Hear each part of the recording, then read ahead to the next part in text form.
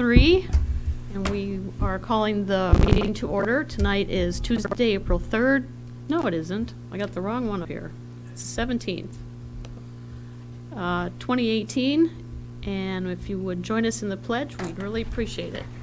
I pledge allegiance To the flag of the United States of America and to the republic for which it stands, one nation, under God, indivisible, with liberty and justice for all.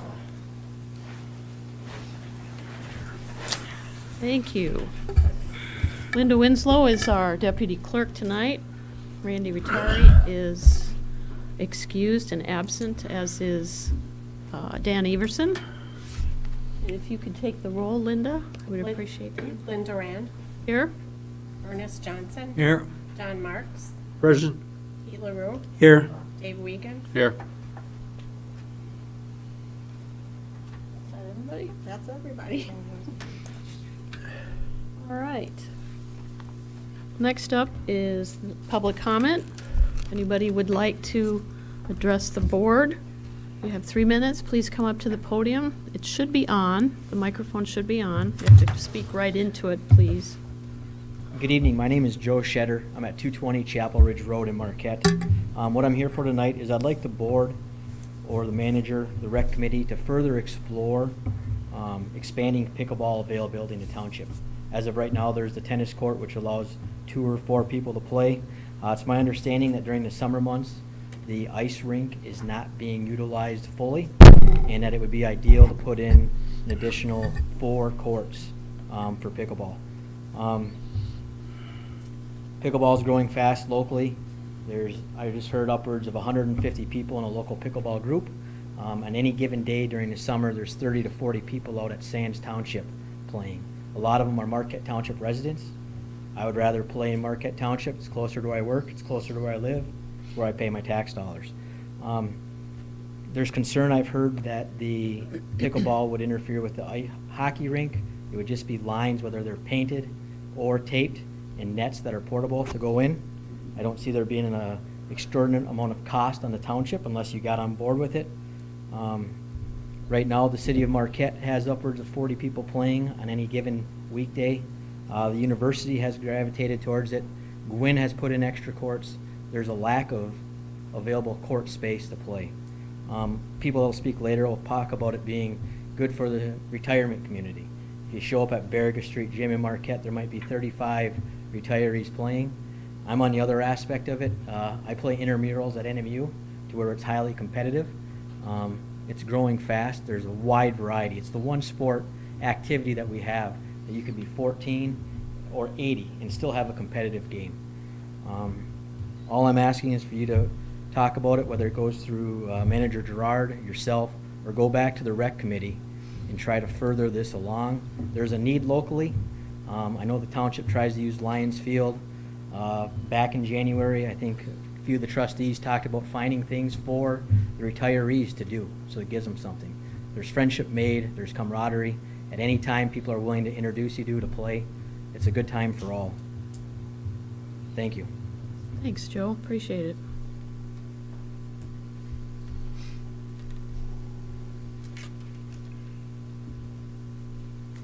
My name is Pam Lorich. I don't personally live in the township, but my family owns a home there. My sister lives there, and I regularly take my nephew down to the Lions court for tennis to give him tennis lessons. He's very much interested in pickleball. For those of you who aren't familiar with pickleball, it's a sport that's really only 50 years old. It was invented in Washington State by a man and a friend that they wanted to have a sport that their entire family could enjoy. It's a combination of tennis.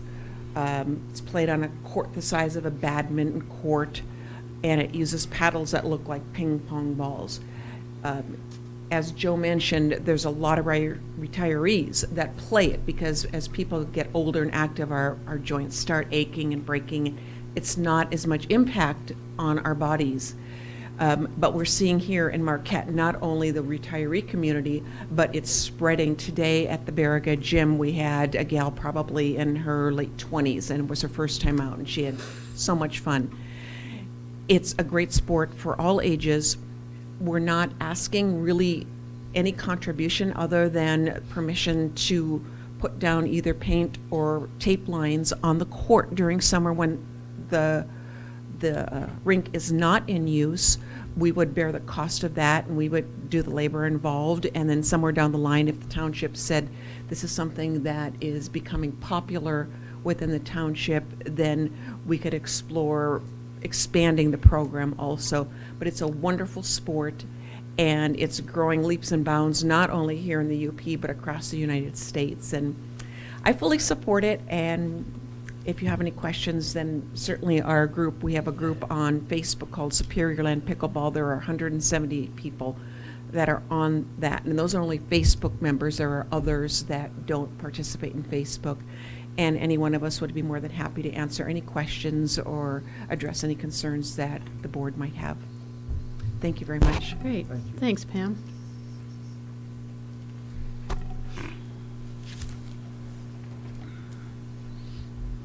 Hi, my name is Patty Larson. I am part of the Superior Land Pickleball Group. Like I said, we have members as young as 20, and we have a member that's in her 80s playing.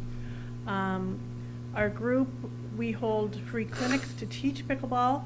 If anybody in the township would be interested in having lessons, all you'd have to do is get a hold of our group. Tomorrow, Wednesday, and the following Wednesday at the Berga Gym, I'm going to be having 2 clinics for the Silver Samplers. I don't know if you've heard of that group. It's run through the Senior Center. Free of charge. Anybody can join, even if you're not a city resident. All you have to do is give Jane Palmer a call at the Senior Center. Free lessons. It's fun to play. It's great for our elderly people. Great for our people that I'm used to be a tennis player, can't do it anymore, but so I've gravitated to pickleball. We do have a large group. We're waiting all the time for courts because there are so many of us playing. We'd appreciate it if you would look into allowing us put lines into that ice arena area. We play at the City of Marquette. We play at the Lakeview Arena. We share that same space with roller derby, baseball, wedding receptions, bike auctions. I mean, we're not asking to exclusively have this area.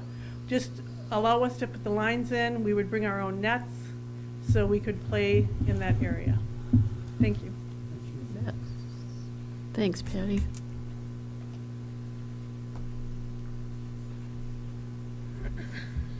Hi, my name's Greg McAuliffe. I'm a township resident. I live at 1785 Woodridge, just about 5 blocks from the Lions Field.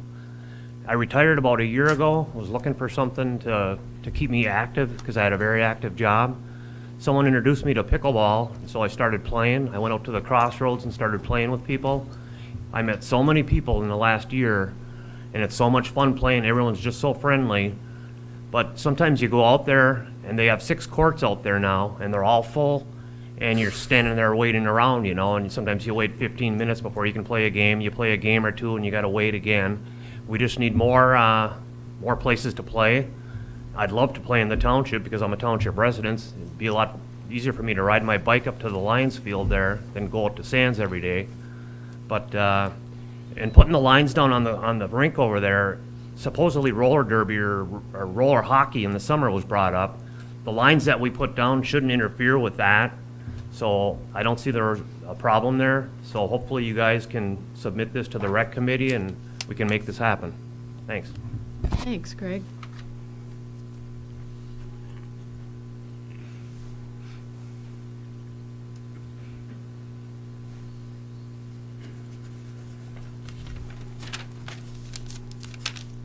My name is Peter Thornton. I live in 2412 Huron Street.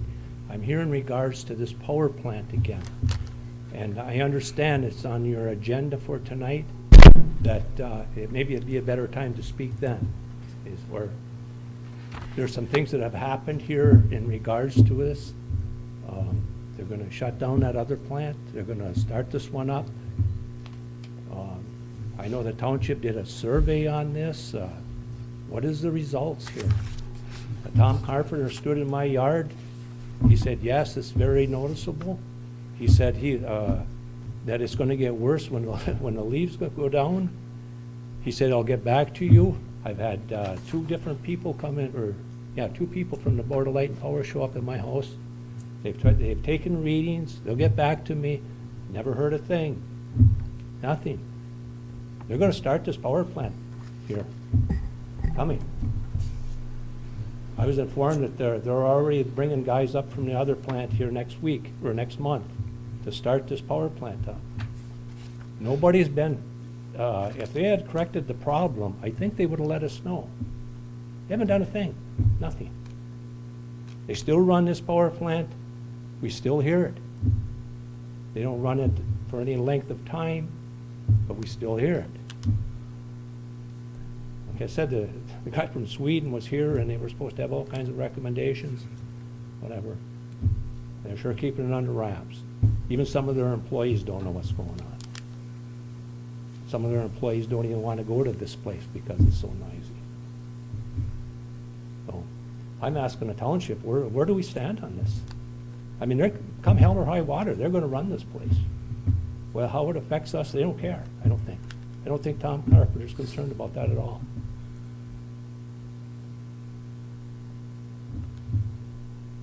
I mean, we were here, there, the township took a survey.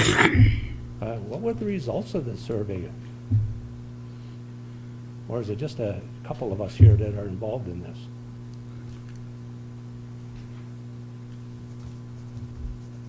We can comment when you're finished and when everybody else finishes, if Okay, you like. that's fine. Thank you.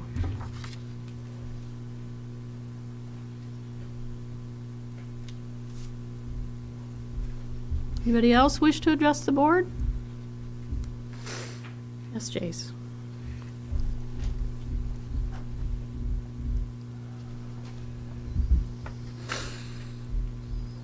Jason McCarthy, Planner and Zoning Administrator for Marquette Township. Seeing as that this isn't on the agenda tonight, I wanted to make the Township Board aware that we are 100% funded for the underpass. We received notification. We received notification on last Friday that the Natural Resource Trust Fund Board has accepted our, request to up the grant from $225,000 to $300,000. So I'm going to pass out a letter.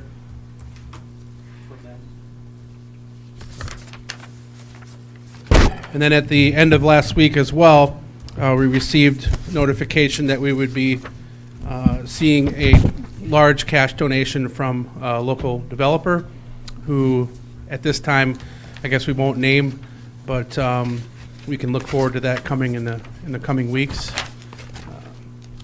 It's pretty exciting for us. I mean, we're still accepting donations, of course, but we're a few $100s over our $495,000 required match for a $2.5 million project.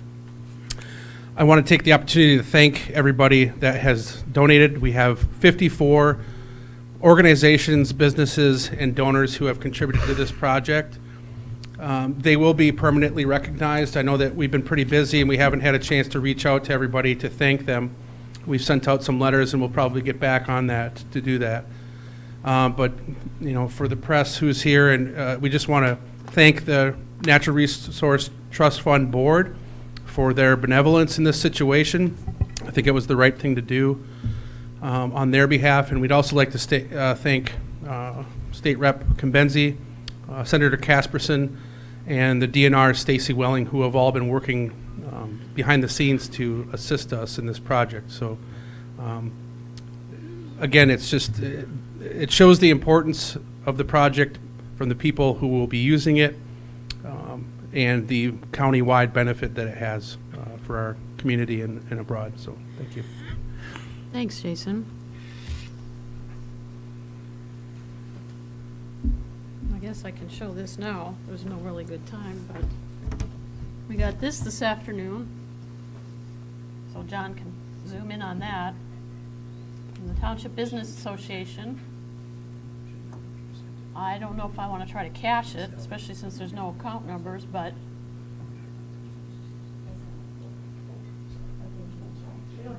Yeah, they're on the agenda, but Ernie and I grabbed this today and thought we might as well share that. So thanks to them too. Thanks for the update, Jason. Anybody else wish to address us for right now? Yes, ma'am.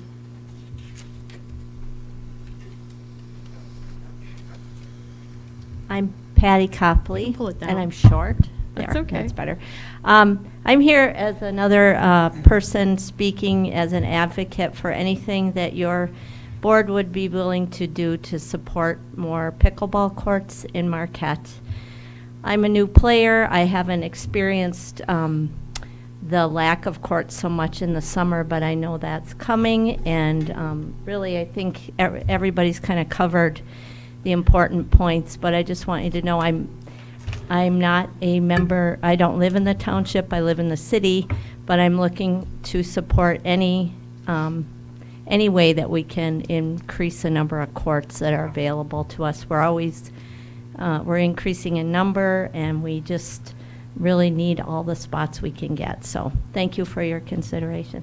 Thanks, Patty, appreciate it. So is pickleball spelled L-E or E-L? L-E. L-E, okay. I'm just curious. I've heard about it, but I don't know anything about it. It was named after the founder's dog, Pickles. He used to chase the balls, so it's Okay. a silly name, but a fun game. Okay. Anybody else? Okay, thank you for that. Number 3 then is board member comment in response to public comment. Randy, if you would be good enough, we did have some correspondence and you sent it to the board from Tom Carpenter. If you could give the public an update on that. Well, really, the only thing that we got back from the BLP in written form was a very short report of the sound study that they did, but it did not appear to address the some of the issues that Mr. Thornton was referring to, which is the rhythmic thumping, vibration that comes from the engines when they're operating. So we really didn't get much information. And I was going to bring it up on my manager's report to see how the board wanted to respond to that. I did send it out to board members when we got it. It's a page and a half. It's really not much of anything. Really didn't address any of the issues. Acknowledged that they had visited a number of sites and that there were sound issues, but really presented no kind of resolution, no kind of suggestions on how to resolve it. And I'm supposing that there was an additional communication that we've not been privy to. Originally, when we got it, it said confidential, and they weren't going to release it. Well, the initial response that I got from Mr. Carpenter when I called him and asked him for an update was that they had received a report that had been identified as confidential by Wärtsilä and was not to be distributed until they got a legal opinion, which I then referred to our counsel. And you know, there are some potentials that when we sent the letter, we couched it as a Freedom of Information Act request if that was necessary. But there are some shelters from the Freedom of Information Act if it's trade secrets or things such as that. So we really don't know what they received other than what they've given us. So we're kind of in limbo, I guess, right now, right? Where there's nothing.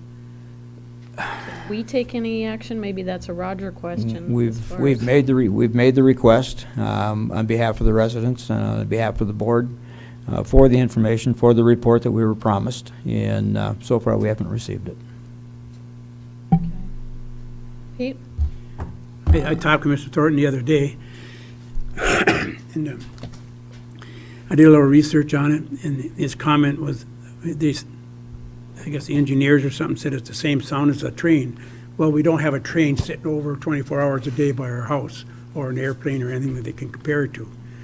So I just think we have to look at it. Maybe Roger can send them a letter legally and find out where we stand on this, because in their pictures of all their plants, you don't see them across the street from a residential area. They're out in the field and stuff like that. The people inside the plants got ear protection on and stuff like that. So the south plant is going to close. So we've got one now. Maybe there might be running two sometime. But I've been to your house and you could just feel the humming and the vibrations, and Randy mentioned vibrations, and it's just not something that they should. Now, is this different from the one they spec'd out when they started? Because when they started, they spec'd one, and then all of a sudden they got a deal on another one.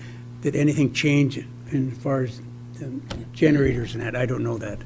I'm not Yeah, an engineer. we had early on asked that, I think trustee Marks initiated that discussion early on, and we were told that it's the same engine, just a different model. I mean, it was constructed for another job, and it was accepted in place of the ones that were placed on order. In the compound, the problem is they cut all the trees down and put a solar plant, right in front there. That gets more trees, more sound, more filters. I don't think it was very well thought out. But they did, but that's only my way of thinking and looking at it. Another one, I talked to several of them about pickleball. Pickleball, I went to the gym at Berga. I seen them at the tennis court here. I've been out to Sands. It is pretty remarkable. It's a low impact, what we said before, low impact, good for it. I was looking at it the other night thinking about it, and, our elderly group, and it's not all the older people, but I think I could beat you, though. But what it is, it's sometimes we get older and we have a little bit of flaws in us, and you want to keep active, And so I think that's important that we do that. And here we are, the older people, as like Dave and that. We pay for all the youth. We do everything for the youth. We had a ball field over there. We improved that. We had a playground. We improved that. We got an ice rink. We're trying to improve that. Now I think it's time for the seniors to step up and say, gee, this is something that we should have for them. They are stepping up and saying that. Well, I'm glad they are. That's the only way you get anything done. Because as we go through the time that you look at this and you look at that, but sometimes you just get lost. But if you stop and take a look at it, they're offering free clinics, and I think that would be great. We're having problems with the winter as far as the ice rink. That's a problem. We haven't had any, we plan something and it gets hot and we lose it. So this is something that they can do all year round, in or out. I've went on the internet and found out that it's surprising that they have some, in some states and some towns, they got up to 20 courts. Some got 8 inside, 4 outside, and it all varies. But it seems like it's very popular, and I think it's something that we should look at it and kick it back to the recreation, and we can do a little work on it and just feel it and then bring it back to the planning or come right to the board. But I think it's something that we have to take seriously. It might be one of the fastest things to use our park, because I go by the park almost every day, and it's underutilized. We're not using our park to what we'd like to see it. So he's next. John? Yeah, with regard to pickleball, I would pay admission to watch Pete play pickleball. But Yeah, but they want portable lines because they move them. But I want to make some comments about what's been said about the township in regard to our dealing with the power company. The history of it is, when they came to this board before they started construction, there was a letter written that presented to them that we were concerned that there could be pollution from what they were proposing to put in. They are generators, and generators make noise. We presented a letter to them while they were here, and it addressed our concerns about the bluff and the fact that they were going to put in this installation about 500, 600 feet from our residence.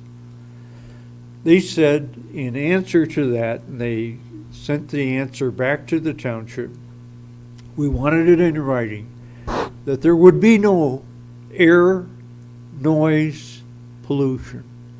And they said there wouldn't be any. That was the board of the power company. They then made a revision and purchased a lower priced set of units. And we sent another letter similar to the first one, addressing our concerns, and asked if the second units that were coming, would they produce any pollution at all? The answer came back, and it's part of our file, that there would not be any pollution. We waited, much like the residents have, after finding out that there was neighbors reporting that there was a vibration noise that was constant, and it was higher in the summer than in the winter. We waited patiently for them to answer our request. What are they going to be doing about this? It's the same question the residents had. What are you going to do? The answer that we didn't get a qualified answer back, so we finally, with a board action,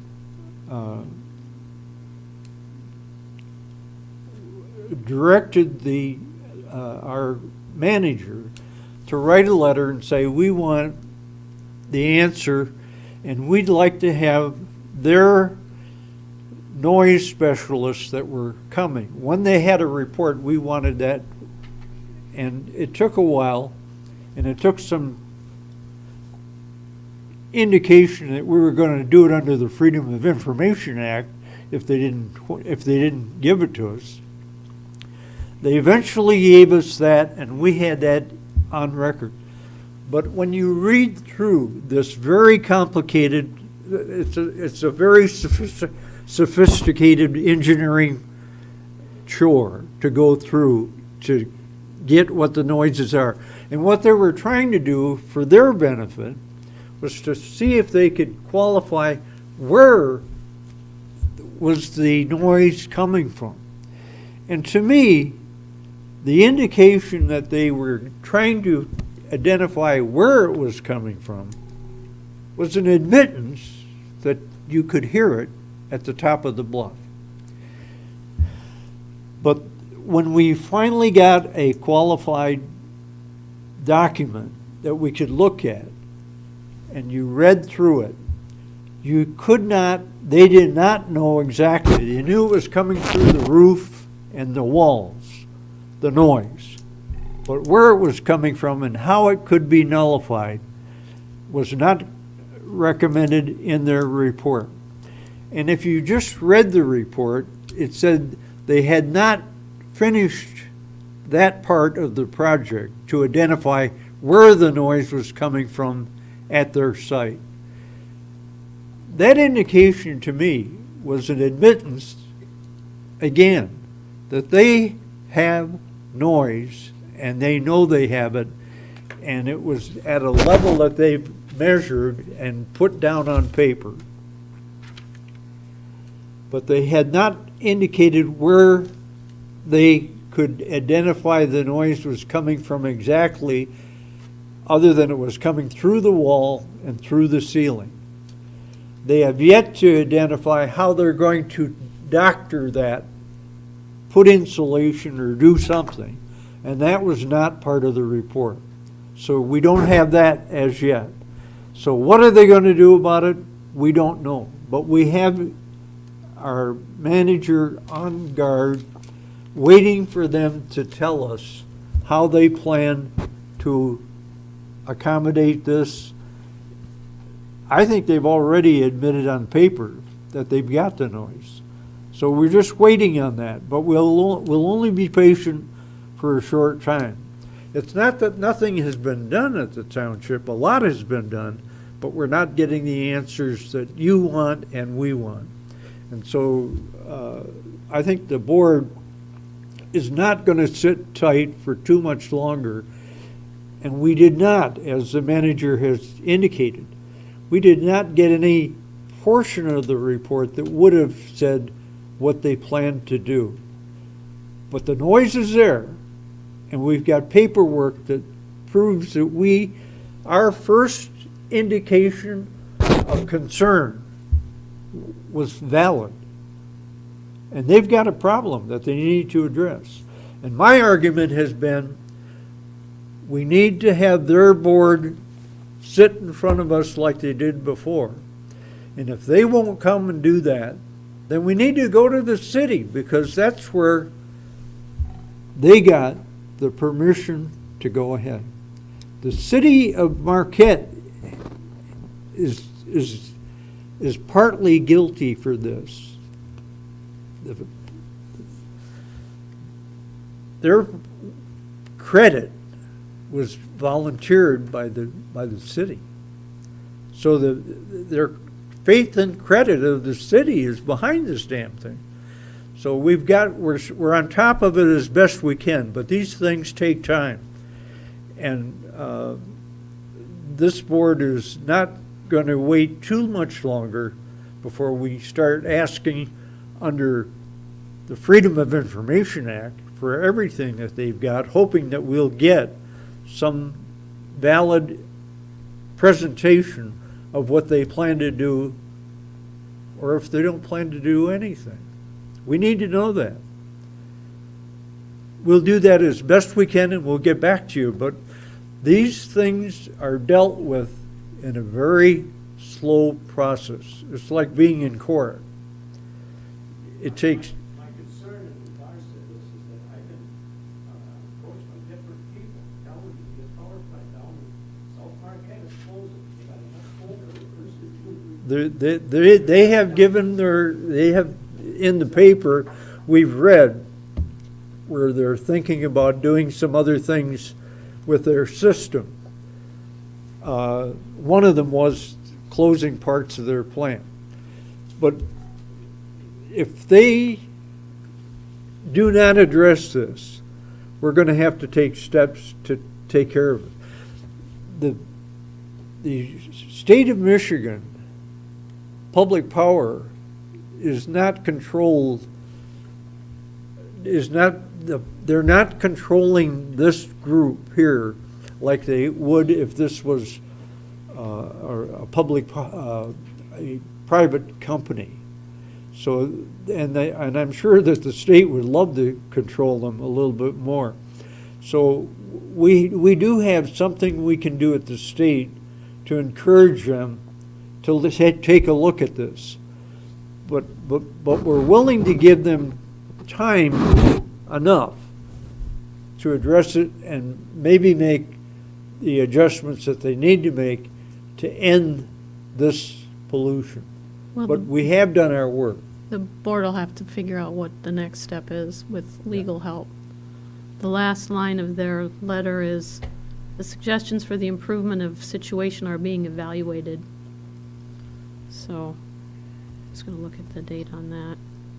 They kept coming back to me telling me that the railroad was noisier than the power plant. It probably is for 5 minutes. Okay, we have to move on. Not interested in that. I do this. We'll keep everybody updated on what we find out. Thank you.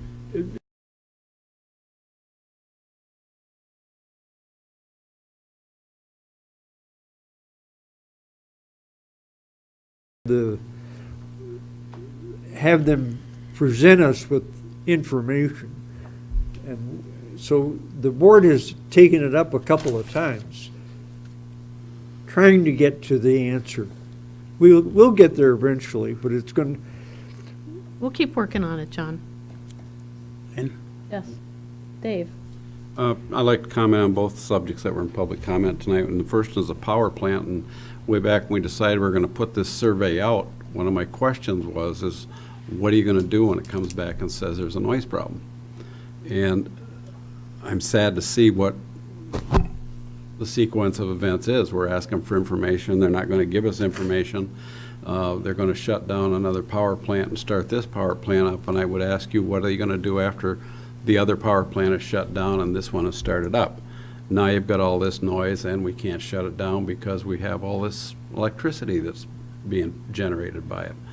I think the time for being patient is long past. I think we need to get a little more aggressive to the point that we're requesting that they don't shut the other power plants down until they resolve this noise issue. I think if legal suggests that we have any ground to stand on, I think we can't sit by and be patient, because if we sit by and be patient, the next thing that's going to happen is this is going to be up and running, the Shirus plant is going to be shut down, and we're going to be stuck with whatever we got. I think we need to get a little more aggressive with it, and not just ask for information. We need to get a little more aggressive in the research as to when they plan on shutting the Shirus plant down and when they plan on actually starting this up, because we obviously have issues over there that have not been answered, and I think they need to be answered. And if it takes a legal action to get them answered before they open it up, then we need to take some legal action to get that answered before they open it up. With respect to pickleball, I think this is nice to see that there's a good showing out for this, and the rec committee is already working on a method to extend the ice skating season over at the Lions Field, and I think I'd like to see the board send this back to the rec committee to put in with their research on extending the ice surface over there. And the whole objective is to be responsive to the residents. The residents are here saying what they want. I think the rec committee ought to take a look at it and come back with a report. Maybe there's a mix of uses that can be done over there, save the township some money with whatever we come up with for extending the ice season. I just think it needs to be researched a little bit so we can come back with a recommendation that's got some solid information behind it and what the residents want. We've got a survey that we're going to look at tonight that's going out. I think for everybody out there that's going to get that survey, they need to make their feelings known in it. That survey is going to be used to update the master plan. And the master plan is what drives things like recreation. So I'd like to see the board send it back to the rec committee to do some work on. That's it. Okay, Ernie? I'm not going to address pickleball because I think we pretty well indicated, I think it should go back to the rec committee in that. But far as board light and power, on the information that come back to the board is that it's confidential. When you look at the requests that we made, I have a very difficult time accepting that, because when it comes back from the engineering firm, from the manufacturing of the equipment, and they're saying it's confidential, all they were supposed to ask for is what about the noise, what caused it? And by them not coming back with anything, saying it's confidential, which means they know there's a major problem there and they don't want to address it at all. And that's one way of keeping it quiet, by saying it's confidential. And I think we need to move, the next step is ask, why are you saying it's confidential? What's in there that makes it confidential? And that, other than that, we have a freedom of information. We expect you to abide by it and that. So that's all I have to say.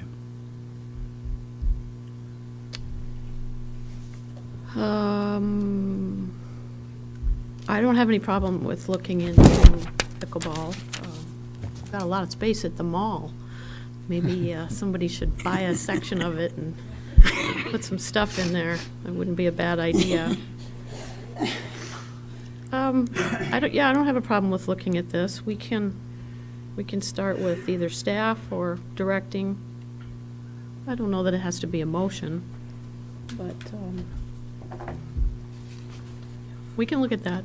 BLP, I don't need to add anything. I think John summed it up pretty well. The report is 5 pages and it doesn't say much of anything. Talks about measurements being performed. It's got little graphs. According to analysis, low frequency noise was observed. So we'll have to work on that too. A lot of what we do goes through the staff. They take care of it and they advise us. Individually we can't do anything. As a group, we can authorize action to happen. So I think we need to look at both of these, just for your information. Is that it for board member comment on this section? Okay. Now we need to approve the consent agenda. Tonight it includes approval of regular, and I wonder if that should have said sure what Randy had there. It's kind of incomplete. I'll have to ask him about that. Bills payable in the amount of $188,124.33. Received committee reports and other reports tonight, including Planning Commission approved minutes of March 28th, Fire Department business meeting minutes of March 12th, Officers meeting draft minutes of April 9th, and business meeting draft minutes of April 9th. Road Committee draft minutes of April 3rd, Sheriff's report from March, Fire Chief, Fire Marshal's report from March, as well as the Water Production report, and my Supervisor's report, financials tonight from March, and the Treasurer's report from February and March. Correspondence not requiring board action is the State of Michigan notice of hearing for Semco customers, case U-20115, and the UPCO customers case number U-20111. I'll make a motion that we approve the consent agenda. Lynn? Support. Yes. According to the board packet, that should be approval of the regular minutes of April 3rd. Third. Okay, good, thanks. Okay, so we have a motion and second. Anything need to be pulled out, Ernie? Nothing to be pulled out, it's just that the correspondence on from Simcoe and UPCCO, when you look at that, it doesn't tell you much. And that, and I think should have somehow put a synopsis in there exactly what they're talking about. Rates. But otherwise, you have to go online and try and decipher what's online, and that, and it gets very difficult going through everything, so that's my own comment. The ads and correspondence are very cryptic all the time on those. So nothing to be pulled out? All in favor? Aye. Aye. Opposed? Thank you. As for the rest of the agenda, I have a couple of changes. I'd like to move 7A, the Rotary Club Rotary Foundation grant, up to 6A, and push staff reports down to 6B. So they don't have to sit, this is a business meeting, so rather than have everybody sit and wait while we conduct business. And then I'd like to add to that same section, which would be 6B4, under assessing, attorney report, Where is that? 6B4. We don't have a under 6B. assessing. Okay. Will be 6A is the, Oh, Because A is going to be the Rotary Club, B will be the staff reports. So we're adding another report. Actually, I've asked Roger if he wouldn't mind giving us periodic updates on what he's working on for us. Because, you know, unless you're involved with the day-to-day like I am or Randy is, I'd just like you to have a report of what he's working on. So we're going to add that. And he knows what he can and can't say. So he's just going to give us some kind of an update. Hopefully this would be the second meeting of the month under staff reports. So I'd like to make those two changes for tonight, and then that will become part of our staff reports in the future. So I just need a motion to accept those two changes. So moved. With the corrections. With the corrections. I'll support that. Okay, motion and support. All in favor? aye. Opposed? Thank you.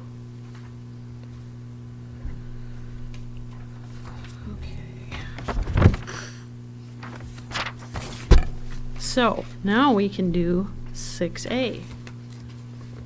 Rotary Club, Rotary Foundation, receipt of grant. Presentation of grant for Lions Field Recreation Area swing set. Got, You want to get up there? yes, ma'am, thanks. Maybe you. Yeah, I suppose to accept it? Yeah. I'm Sally Davis. I'm with the Rotary Club of Marquette, and our club's been around for 102 years in this community. With me is Scott Nafala. He is the president-elect of the Marquette Breakfast Rotary. He's also the assistant district governor for Rotary. And we're missing one person who wasn't able to make it, and that was a representative of Rotary West. So it's the 3 Rotary clubs here in Marquette that are doing this. And yes, I want to come in on the grip and grin here, so.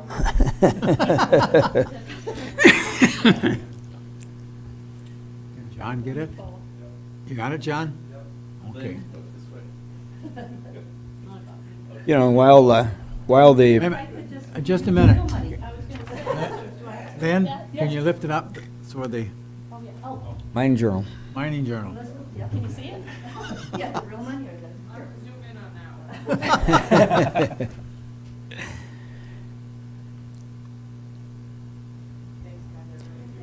You know, and the history of this is that, you know, through the budget process, we've been trying to finish off the Lions Field Recreation Area. We were successful in getting amassing the funding and putting the climbing structure in. One of the things we were not able to do was to replace the swing set, which was a very popular item for the residents. So but I did reach out to Sally. Sally actually reached out to us as a result of an article that was in the paper, I believe, and indicated that the Rotary clubs might be interested in assisting us. We did fill out a grant request and submitted it. Mike Springer and I went and visited with one of the Rotary clubs. It might have been a joint meeting, but at any event, the Rotary did recognize the value of that added amenity to Lions Field and stepped up, and here we are. I thank you very much. That's very true. I was, kind of, if I just give you a little quick Rotary thing. Rotary, I think you all know, is an international organization. There's very few countries that Rotary is not in, and we're well known for trying to eradicate polio, and it's only in 2 or 3 countries that are very difficult to eradicate, but we're close to eradicating polio. The other thing Rotary is known for is the youth exchanges, and we have 3 clubs in Marquette. We have an Interact and a Rotaract. Those are high school and college age clubs. We also have a club in Marquette County in Ishpeming and Negaunee. And among all of those, we're probably like, would you say 240 Rotarians in Marquette County. So with that, we bring about 3 or 4 students from other countries into our community, and we also send 3 or 4 students out to other countries, and it really does enrich our community. The other thing Rotary is known for is taking a look at what's happening locally. And we talk a lot about we're a gathering of leaders who take a look at the issues in the community, and then we take action. So Randy's right. I was reading the paper one night, and I was looking at what your board had to cut in order to take care of employee benefits, and yet at that time you were looking at the police protection, and there it was a swing set. And I called Scott, I said, hey, we can do this, can't we? So the 3 Rotary clubs, each of the 3 Rotary clubs in Marquette pledged $1,000 each, and then we wrote a grant with Randy's help, and apparently Mike, he didn't give you any credit earlier, Mike. So we wrote a grant to Rotary International and was recently accepted, and thus we have a check for $5,350, and we're happy to be able to provide that swing set for the youth. Now we have to take care of the senior citizens, right? Because I need to start pickleball. But the other thing is that we don't only raise money. And we do raise money, so the next time you see a Rotary event where we're raising money, like Thursday, I think there's Rebounds for Rotary, participate so that you can help us to help the community. But we also volunteer our time. So I understand that it's got us on schedule to spread a few wood chips. And you will see the Rotarians from the 3 or maybe 4 or 5 clubs come out and start working on that on the field with you, and hopefully we'll join the Lions. Pete, aren't you a Lion? Yes, okay. We expect you there too. Did you want to say anything else in addition? Okay, but thank you. Thank you.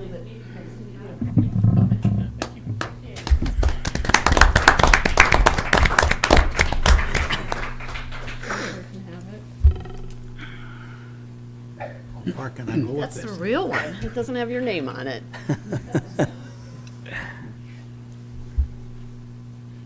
Okay, moving forward, now we're up to 6B, staff reports. Fire chief's here. Thanks, folks. Appreciate you coming. Come on up, Ron. Please.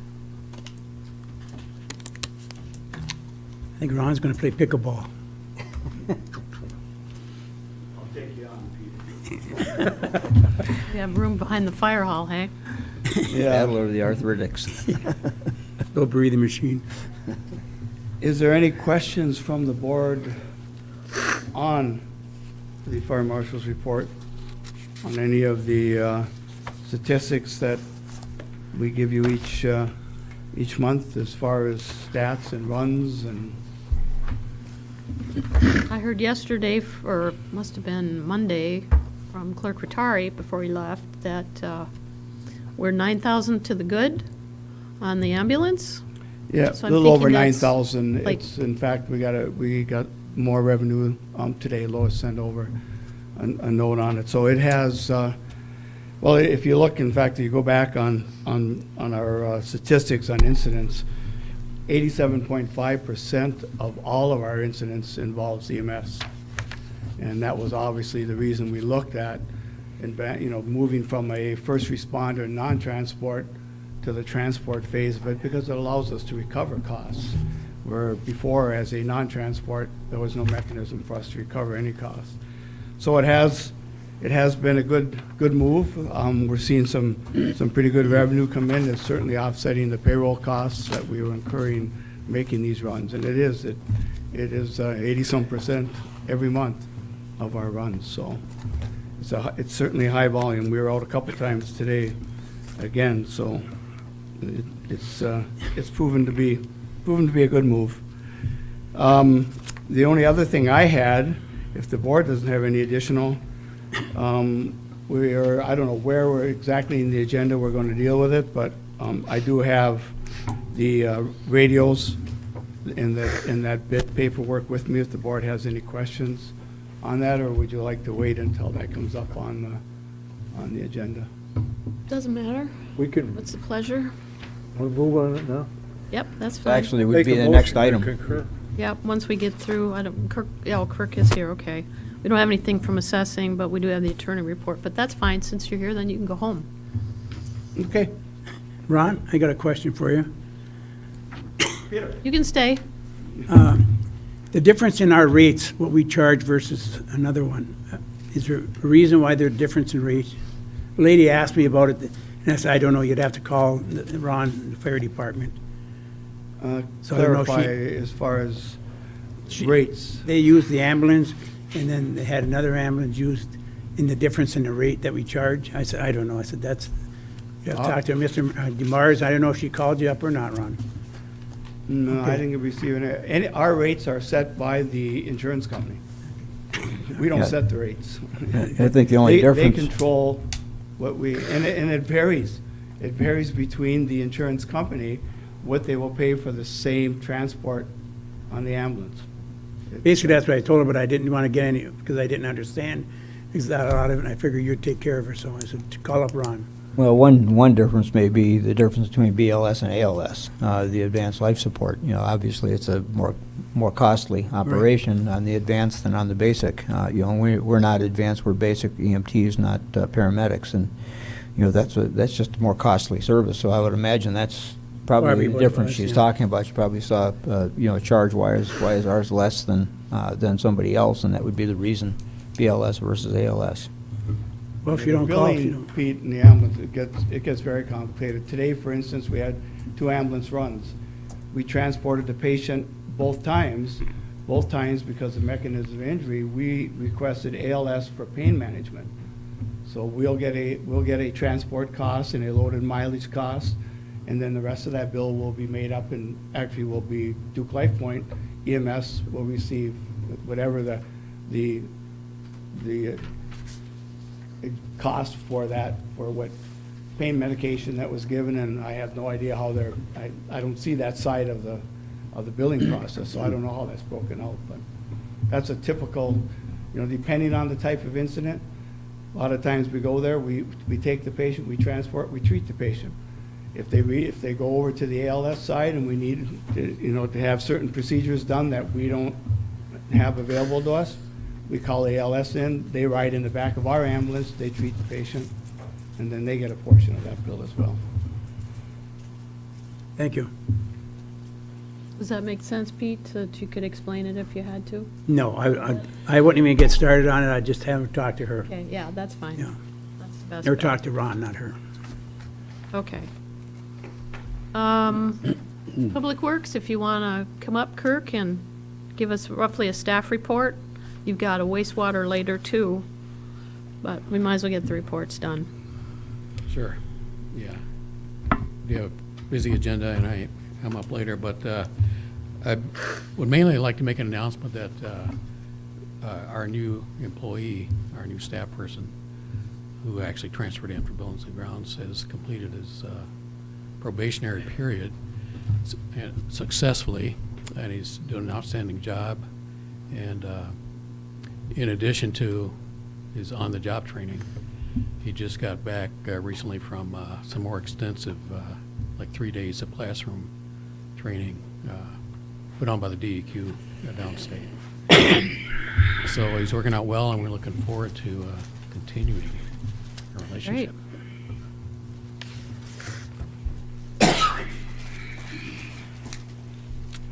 Any questions for Kirk? Do we need to occur? No, not at this point. Nope, not yet. Okay, we don't have anything for assessing tonight. We did get a pretty comprehensive report from Dulcie last month. Attorney report. Well, you have a number of things pending at any given point in time, including this week. I've probably worked out about 6 different things, and it's only Tuesday. To give you kind of a thumbnail sketch, however, we just completed the stormwater management plan for the Myers main store. That's something that had to be in place before they can physically open. We have recently received the AT&T easement that will connect with the tunnel. That was something that was the subject of negotiation for close to 2 years, and it had to go back and forth to a corporate AT&T and another state many times before we could reach language that both sides could live with, essentially. That's done. You had requested that I give you kind of a synopsis on the Marquette County Solid Waste Management Authority on the process for obtaining an amendment in either the intergovernmental agreement or the Articles of Incorporation, or both. I issued that last week to you, and there are a lot of logistical issues that you may have further questions on with that, but in terms of how an amendment process would be brought about was included in that opinion. Currently have a couple of other issues potentially affecting the Solid Waste Management Authority. A question came up on what is the status of the Alger Delta franchise. We had made some revisions to the proposed franchise over a year ago now, and the ball is in their court on that. They never responded to our proposed revisions. They need to have a franchise to continue to provide electrical service, so we'll be reaching out to them to see what the status of that is at this point. Tax tribunal matters, you have 2 basically active ones right now, and of course it's too early for the 2018 filings. That'll be come May 31 is the first deadline when we'll see what else gets filed this year, if any. Right now you have the Marquette Associates, which is the owner of the of the Westwood Mall, pending, and the assessor and I have met with them by telephone with representatives, and that's subject to some ongoing discussion. It's no secret that the mall is essentially vacant for the most part. Kohl's is assessed separately as its own unit. So we're just in the discussion phase of that to see what makes sense at this point in terms of a potential resolution. You also have one, which is the ARCPRL portfolio tax tribunal appeal, in which the entity representing the petitioner filed 182 petitions, or attempted to file 182 petitions with the Michigan Tax Tribunal on the last possible day. And the Tax Tribunal had recently implemented a new electronic filing system, which the firm representing all of these petitioners found out didn't work so well. So what we have is the local one. We were one of the 182 for the local business here in the township that was filed about 2 hours too late because they just couldn't possibly get them all filed quickly enough by midnight of the May 31 deadline. The tax tribunal held that for quite a while before they reached any type of a decision. They basically then said that it is late in their estimation, and what they're going to do is declare it late and disallow them. However, they will hold all of the petitions in limbo, so to speak, pending an appeal to the Michigan Court of Appeals. That appeal was taken, and it is not something that Marquette Township is a direct party to. What they did is they took one of the businesses, and that's a test case. So if that one is decided either way, it governs the outcome in all of the others. So at this point, I just checked, I think Thursday, to see the status of that, because we haven't heard any type of an update in quite a while, and it remains pending. They had extended the briefing schedule in the Court of Appeals. The appellant's brief has been filed after the extended, in conjunction with the extended period of time. The appellee's brief has not yet been filed, so we're just waiting to see what the outcome of that will be. Two possible scenarios. One is that the Court of Appeals will affirm the tax tribunal and say it's too late, in which case that ends the 2017 appeal. However, you can count on that we will almost certainly receive a 2018 appeal for that same business, because the entity who filed too late, they would be almost in a malpractice situation if they didn't follow up and do that, because it's almost certain that there'll be no decision by the Court of Appeals before this May 31 deadline in 2018. The other scenario is that the Court of Appeals will find that it was a glitch in the system that made them late, and will excuse it on a one-time basis, in which case then the 2017 appeal would proceed on a delayed basis. So I'll keep you updated on that one. There's really nothing for us to do in the meantime. There are also a couple of other issues affecting board and supervisor responsibilities and duties that are of an ongoing discussion nature that when or if an opinion becomes necessary, I will issue that for you on some ongoing issues in that respect. Good. Any questions for Roger that he might be able to answer? Sure, go ahead, Pete. I'm hoping that we'll have Randy to talk to Roger about this power thing, and if there's anything we can do on that, so. I don't expect an answer right now, but I just hope, start asking the questions, see if we can stop it, or. It should be a board action to direct, Well, that's direct council why to I'm come gonna up bring with, it up. yeah. That you'll be directed to contact the council. Sounds like a motion, Pete. I'd give more air. I'd like to make a motion that the supervisor checks the manager to have Roger look and see what we can do as far as the power problem that we're having with the noise. To see the report maybe, or just a real general? Because we've kind of done the. Is there any way that we can stop it, you know, and prolong, because they are going to shut the other one down? I think what Pete was trying to get enough air out to say is that, you know, he's asking for the board to direct your council, not mine, your council, to investigate what alternatives you have legally to compel the BLP to release all of the information regarding the generators. Okay. Sound right? They are talking about draining and start draining it, so. Support. Okay, motion and support. John? I wonder if we could, an amendment to the motion would be to have the attorney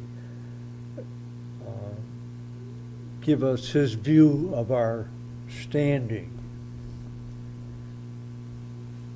Well. In addition to what else has been asked. You talk to the attorney. Okay, because, okay, go ahead. That Roger. would definitely be a critical component of any report I would give. You bet. Roger likes giving his opinion. It costs more when he does. But the standing is very important. Okay. If we don't have one, it would have to be the residents. Okay. Okay with the amendment? Yes. Dave? I think what you're trying to say, John, is that we, as well as exploring the options of getting the report, is that we explore the option of prohibiting operation of the new power plant until we have those issues resolved legally. Without shutting down the other one. You're saying they can't shut down the other one until we have this? Explore the option of, do we have any legal standing to halt the startup of the new one until they resolve the issues that are in front of them?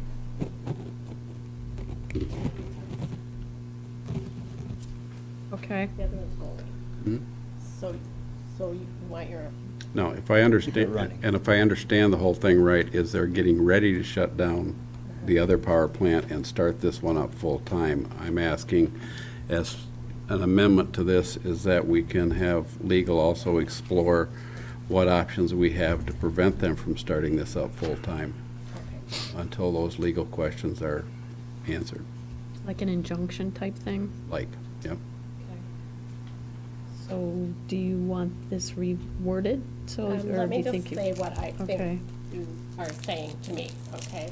You, the motion is made by Pete LaRue to direct Roger Zappa to have the Board of Light and Power release all reports regarding the noise pollution. Pete? In Pollution period. pollution, yeah. Pollution, okay. And the amendment is to explore the option to halt the full-time production till That wasn't my amendment. No, that's your amendment, Dave's, yeah, till when? Till, until the noise pollution issue is resolved, or at least addressed. the pollution or noise pollution? Noise pollution.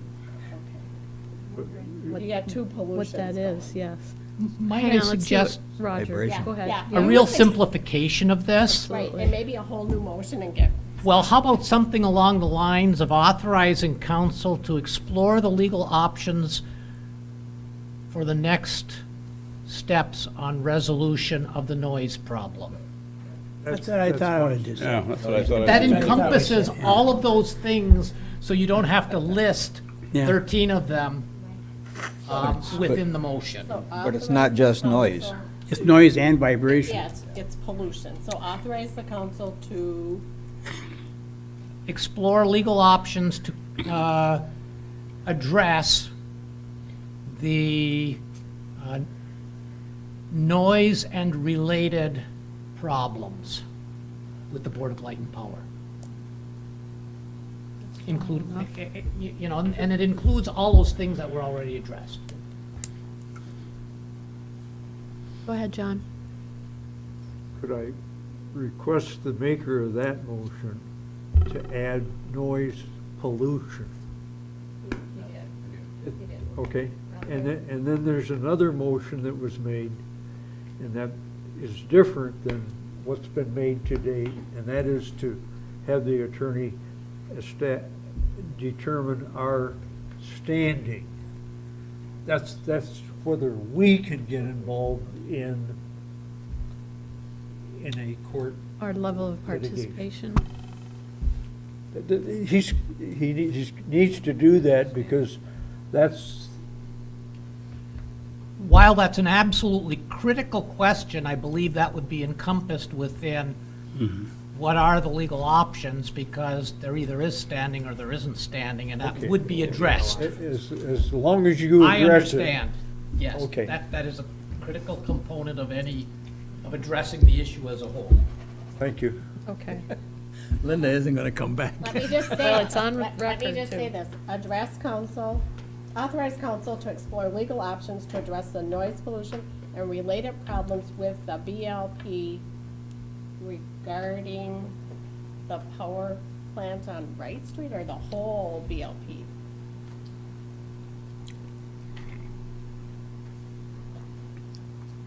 It doesn't matter, I understand the assignment. I do too, but they need to know what they're voting on. Okay, and then that, and now there's no longer a third motion or amendment. Right, this is the only motion. That's it. Can you just end it with noise pollution? And related problems with, no, and related problems, but you have to say who you're addressing. With the BLP period? No, with the new generators. Yeah, That's or soccer, whatever her name is. Wärtsilä. Ursula, yeah. Okay, I got it. Who made it? Pete? I did, Dave yes. seconded. Okay, you're gonna keep that? Okay. Roll call. Okay, got it. You want a roll call, did you say? Sure, let's have Okay. it. Who seconded it? Dave. David did. Okay, so Lynn? Pete starts because Oh, he made the Pete. motion. Yeah, that's right, And forgot then that. Dave. Pete, Yes. Dave, Yes. now I can go in any order. Yep. Lynn, Yes. Ernie, Yes. John? Yes, Okay, all yes. 5. So 5 yeses and 2 Two absent. absent. Got it. All right. Thanks for that. Negaunee Township has 7 of them coming. Yeah. June 1st or something? Then I'll be next. No, that's true, but if they're that noisy, who knows how far that's going to carry. Well, the location's a lot different too. Yeah. Eagle Mills, in the middle of the trains. Okay, we're up to 7, community linkage. Consider award of FEMA AFG radio bid. So this falls back to Fire Chief DeMars. Yep, while he's heading up to the podium, you do have a memo in your packets. Basically, if you'll recall, some time ago, we submitted a grant request through FEMA for the purpose of replacing radios. And, Ron will be speaking to this in just a second, but we did receive the grant, went out for bids on the grants. There were basically 2 qualified bidders that came back in. The fire department did field tests with the radios that were being proposed by each and has formulated a recommendation, and Chief is here to speak to that. Hey, Ron, first of all, does anybody have any questions while Ron's coming up? Yes, Ernie. I think the manager kind of answered my question. Question I had, are they equal? In the past, we've been with Motorola, and now this is a new one now. Yeah, we've had a long history with Motorola, and Motorola is a great radio. The primary difference Ron can speak to this because he actually did the test, but they did test the 2 units side by side for reception, for reliability, and did research with other departments that have the Kenwoods. The primary issue that came down was they're reasonably equal. The difference is price was substantial difference, and going with the Kenwoods allowed the department to replace a lot more radios than they would have been able to with the Motorola. So, I think that was the question is, if they're equal, then fine. That was my biggest question between the 2 of them. Ron can speak to that. Well, and Ernie, we have had a long history with Motorola radios. So when these 2 bids came in, we looked at the Kenwood radio very hard. We called all over. I talked directly to Kenwood. I got a list because nobody within Marquette County had utilized the Kenwood radios. So we got a list all through the Midwest and called and checked back, and they had one sheriff's department had an issue with a mic, and Kenwood sent them a new mic, and that was the only issue they had with the radios. So we probably polled 10 to 15 different agencies that had them. The longest, this particular radio's only been out a little over a year that we're looking at with the Kenwood, but nobody had any significant problems with it. Our other issue and our concern is we want to go to a totally VHF. This radio we're looking at is a combination 800 VHF. 800 is our dispatch radio that we use all day long. Does have a couple of sub-channels. We can go down, talk direct with EMS or direct with the police on that radio.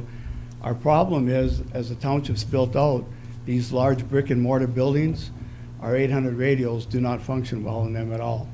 The 800 is a high frequency but a low power band, and we go into the neon lights, we get back into electronic sections of stores, we lose it. We go below grade, we lose the signal. We call it bonk. The radio will literally make a bonk sound. Well, when we're putting people subterranean, we're putting people up on second stories of buildings, we're getting into these buildings with electronic interference, and we lose radio communications with them. It's just not acceptable.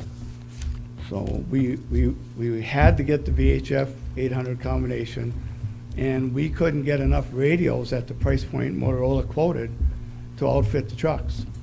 So it really came down to, if we were going to build it out in the manner we want to allow our people to operate in a safe environment, we had to go with the radio that we did in order to get the sheer number on the trucks to allow each person to carry a portable radio. So if they indeed get in trouble or they get separated inside in the smoke, they can do a mayday call, and they're on a clear frequency. We know we're going to hear it. And we tested the radio both in the 800 range and in the VHF, both Motorola and Kenwood, and they performed identically. You know, we walked through the Walmart and the electrical, we walked through Target, we walked through any of our heavy-duty buildings that we have the radio problems with 800 and tested them. We've literally crossed every T and dotted every I that we could possibly do in the evaluation. So at the end, it came down to, in order to get the amount of radios, Kenwood was the radio at the price point that we could actually get the 25 radios that we needed. Well, and some extras that you were able to get because of the price. A headset for the firefighter or the person standing at the truck that used to be Yeah, tethered. we were able to get some additional headsets. Now for they the don't have pump to be operator. tethered. Okay. And if you look at the breakdown, we actually ended up with, let's see what ultimately we had a balance remaining of $4,516. And FEMA was gracious enough, they said, you know, you've reached 90% of that grant. As long as you purchase something within the FEMA fire operations category, they're going to allow us to spend that $4,000, and we're going to turn it right over to fire hose, because that was the only capital outlay, if you remember, in the 2018 budget was fire hose, because we burnt up a number of it last year. They're starting to fail on the annual tests that we have to run them through. So we're going to transfer that money over into the capital outlay for 18 and purchase more fire hose with it. So we not only got all the radios we wanted, but we were able to save a little bit of money and move that over to another critical area for us. Yes, Ernie? Looking at the list of all the items, on the bottom of it, we have a project total of $99,142. Yes. Okay, and right on the bottom of that page, you said balance remaining of $45,16. What is that? The total FEMA grant, actually, the grant was $98,722, and it totaled with our match to $103,658. So the balance remaining, we were able to get all the radios we needed. We didn't, and still had a portion of we had a match. I think we matched $500 and some dollars. So we have $4,516 remaining from the township's match to the grant, and that's what we're moving over to the fire hose. Okay. I couldn't make out what that referred to. Yeah, that's what remains of our percentage that we had to match the FEMA grant, and because we were able to get the radios at a better price point, we only ended up spending $542 of our match. So FEMA is allowing us then to take the remaining portion of our match and use it in the firefighter operations area, which will be fire hose for us. Any other questions for Ron? We need to accept this, correct? Yeah, so the recommendation is to award the grant to the Johnson Kenwood VP 900s to Coilcom and authorize the manager to sign the documentation. That's the recommendation. Second. Motion and support. Any other questions? All in favor? Aye. Aye. Opposed? Thank you. Thank you, Ron. That was a lot of hard work, I know.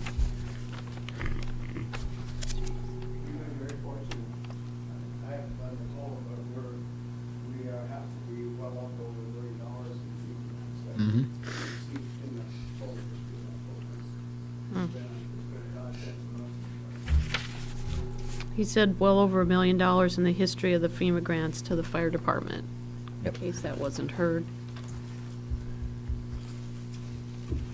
Okay, Kirk, you're back up. Approval of Stantec SAU SAW grant proposal, wastewater collection system. At your prior meeting, I basically answered questions that were posed from the meeting before that. I went over the SAW grant process and the timeline. I went over all the costs that were put into the application, and I reviewed our current status. And the main thing I was trying to do at the last meeting was to get approval of the tunnel vision portion of the project. And we'd already identified that their most recent proposal was quite a bit higher than the 2013 proposal, that's a proposal that went into the original grant application. So you did approve tunnel vision at your last meeting. And we also discussed some potential ways to reduce the cost of that portion. And so now as soon as we lose some snow cover and the temperatures rise, and I actually wrote this last week before the storm, we're going to resume our data collection of manholes which is what tunnel vision is going to need to get started. So that's a point where we're also going to need the additional consultants that were included in the original grant application. And so I've attached the original 2013 proposal from Stantec Consulting, and they have agreed that they will not, even though their rates have increased, they're not going to increase their cost, which is a not to exceed cost. And so they got a pretty extensive proposal that is quite detailed.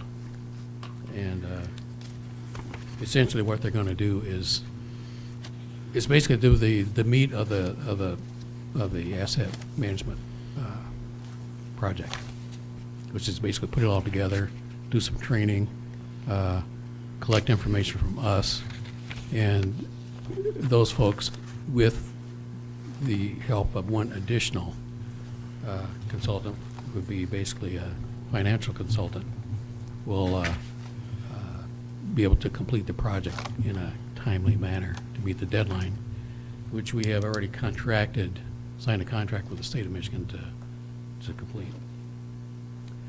So their proposal is the total cost is a not to exceed amount of $68,000, and the payment will be coming from account number 590-558-801, and I'm requesting approval of that and also authorization to sign the professional services agreement on behalf of the township. Board pleasure?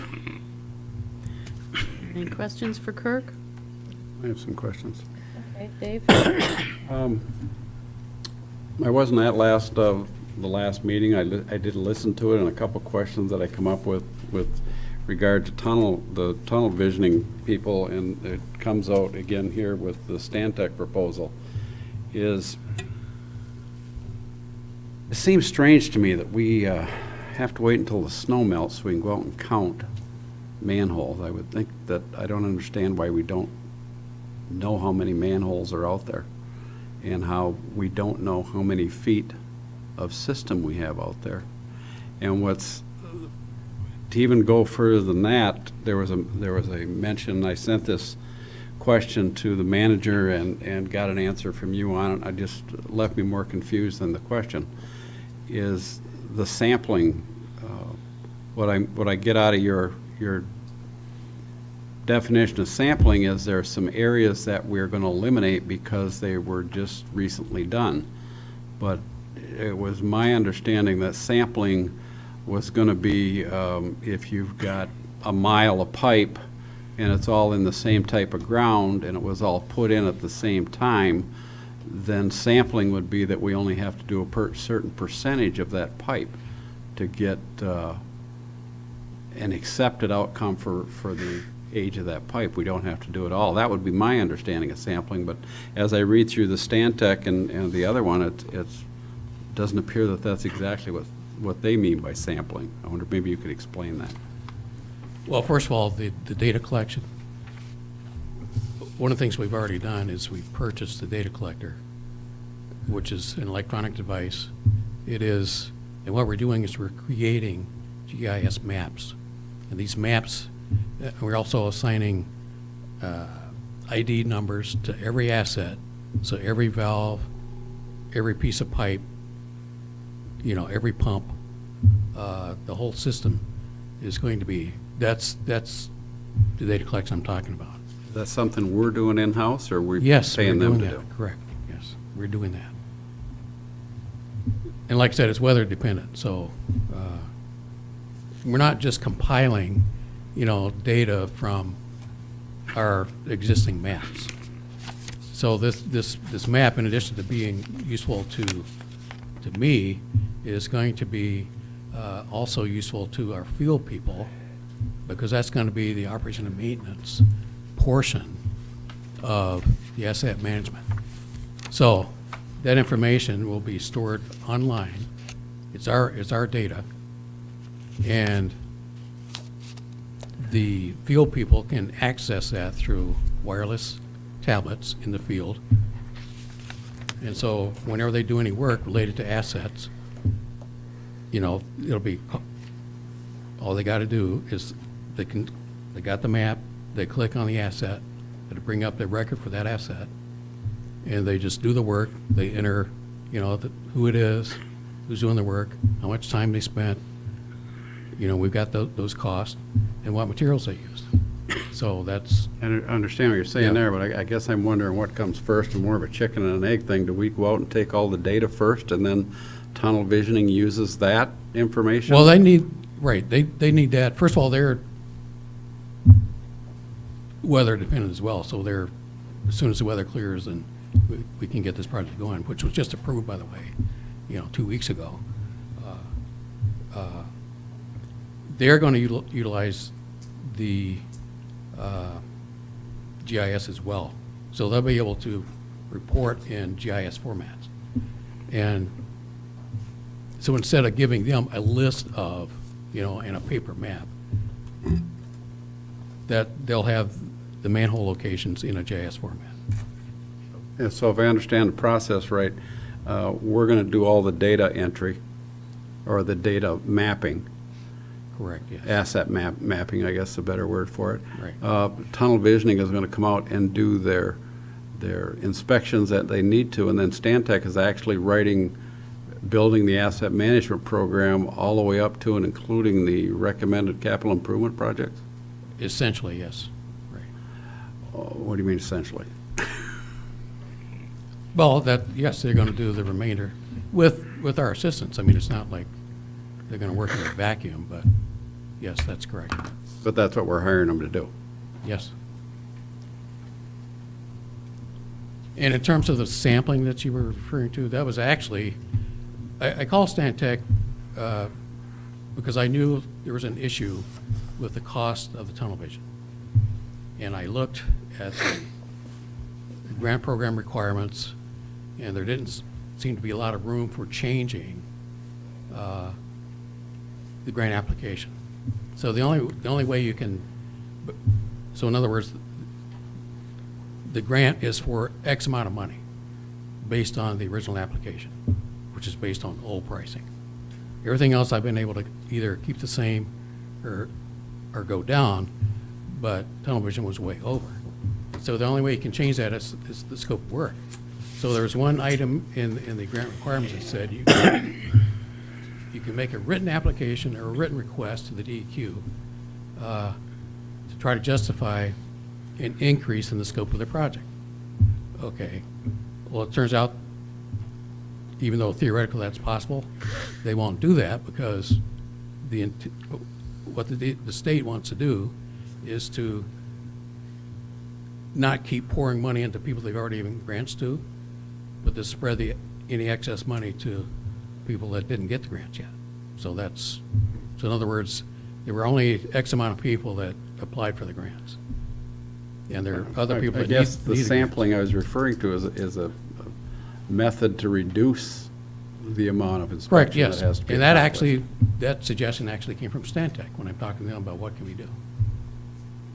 And then I called the DEQ to verify, and they said, yes, it's actually called baseline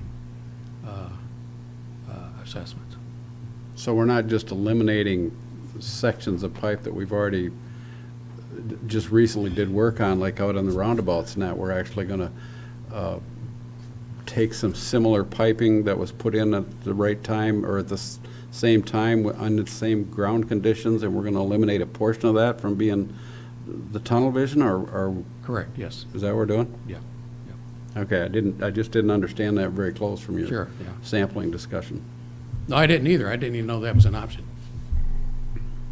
So who applies for that? Do we apply for that? Do Public Works apply for that, or is that applied for Apply with the for- DEQ? You have to apply for the ability to reduce that? No. No? Like I said, I talked to the DEQ. I said, what about this idea? He said, yeah, absolutely. Who makes that decision on how much they're gonna do then? That will be Stantec.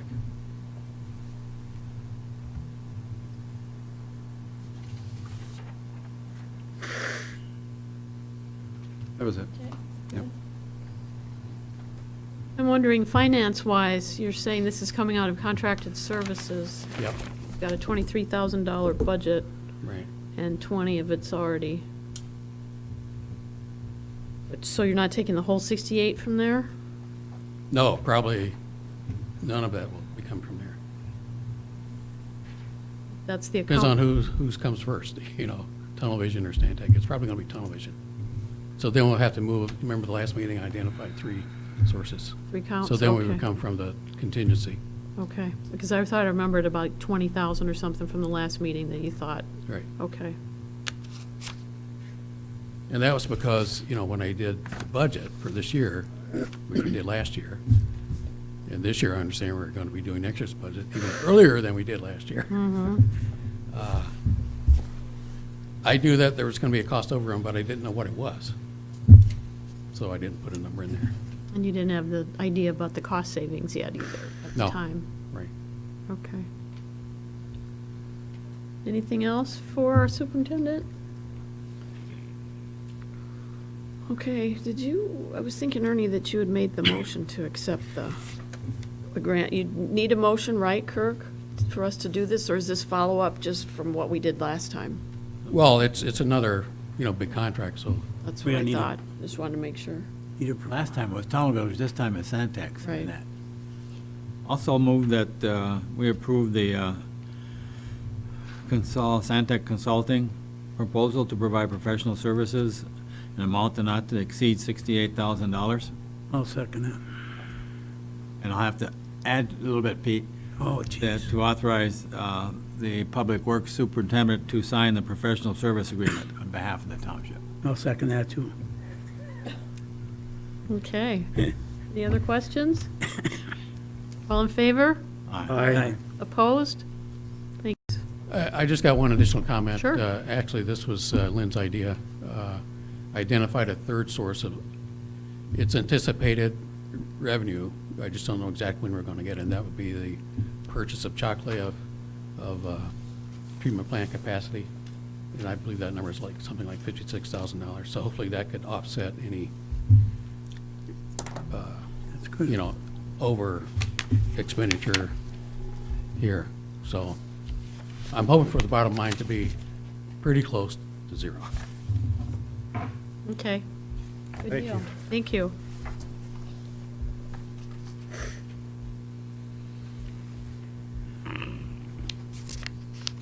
Yeah, we just don't know when that'll happen.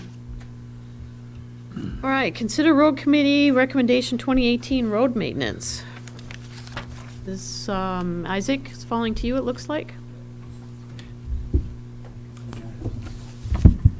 Isaac Peterson, staff planner.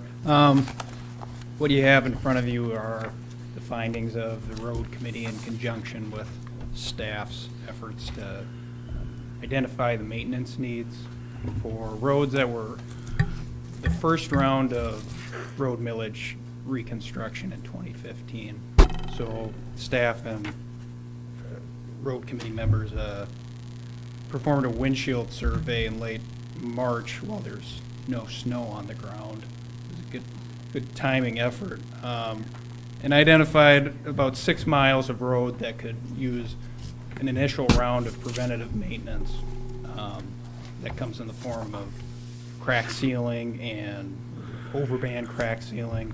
And that's really the first round of or effort of maintenance that you do to prevent water from penetrating those cracks and degrading the road further. As it was a large investment by township residents and the township as a whole, it's best that we do our best efforts to protect those investments. So that list in front of you are all those roads identified. They're rated on a rating of from 10 to 1. When they're first reconstructed, they're rated as a PASER rating 10. As we observe, they're holding up in a fairly great condition for the beating that Upper Peninsula roads take. So, do you have any questions? Fire away. Dave? Just to add to what Isaac is saying there, Trustee Marks had a question about some of the subdivision up in Huron Woods. And if I could just direct his attention to items number 12 and 15. And those were the 2 6s we got in the whole survey. And that's either slated for a seal coat or a thin overlay. It's just a matter of what they recommend when they come out and look at it for the proposal. And the seal coat is not the chip seal that you're thinking about. It's over top of the chip seal. It kind of binds those stones in there a little bit better than they are. Do you have additional? I have a motion. Okay. Move to concur with the recommendation of the Planning Commission and approve the recommended road maintenance and solicitation of bids for the project. Second. It's not from the road commission though, is it? Road committee. I mean, No. yeah. It's, he said planning. It's from the road committee. No, it's from It's planning. from planning? Yes. Okay. Road committee through the planning commission. Yeah, that's how it should work, but I just wanted to make sure. Ernie? I just have a question that, and as I was reading through this, something kind of jarred in my memory in the last month or so. I was reading something about, because they're road commission roads, can we do something without having their input or whatever you want to call it? Do we have to go to them and tell them what we're doing and get an okay or anything? I don't know. You did that already.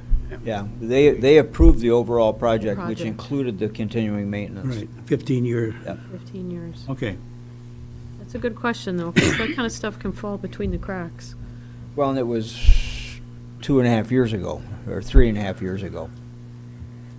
I had just read this a few months ago and it just popped out at me when I was looking at this. Yes, Pete?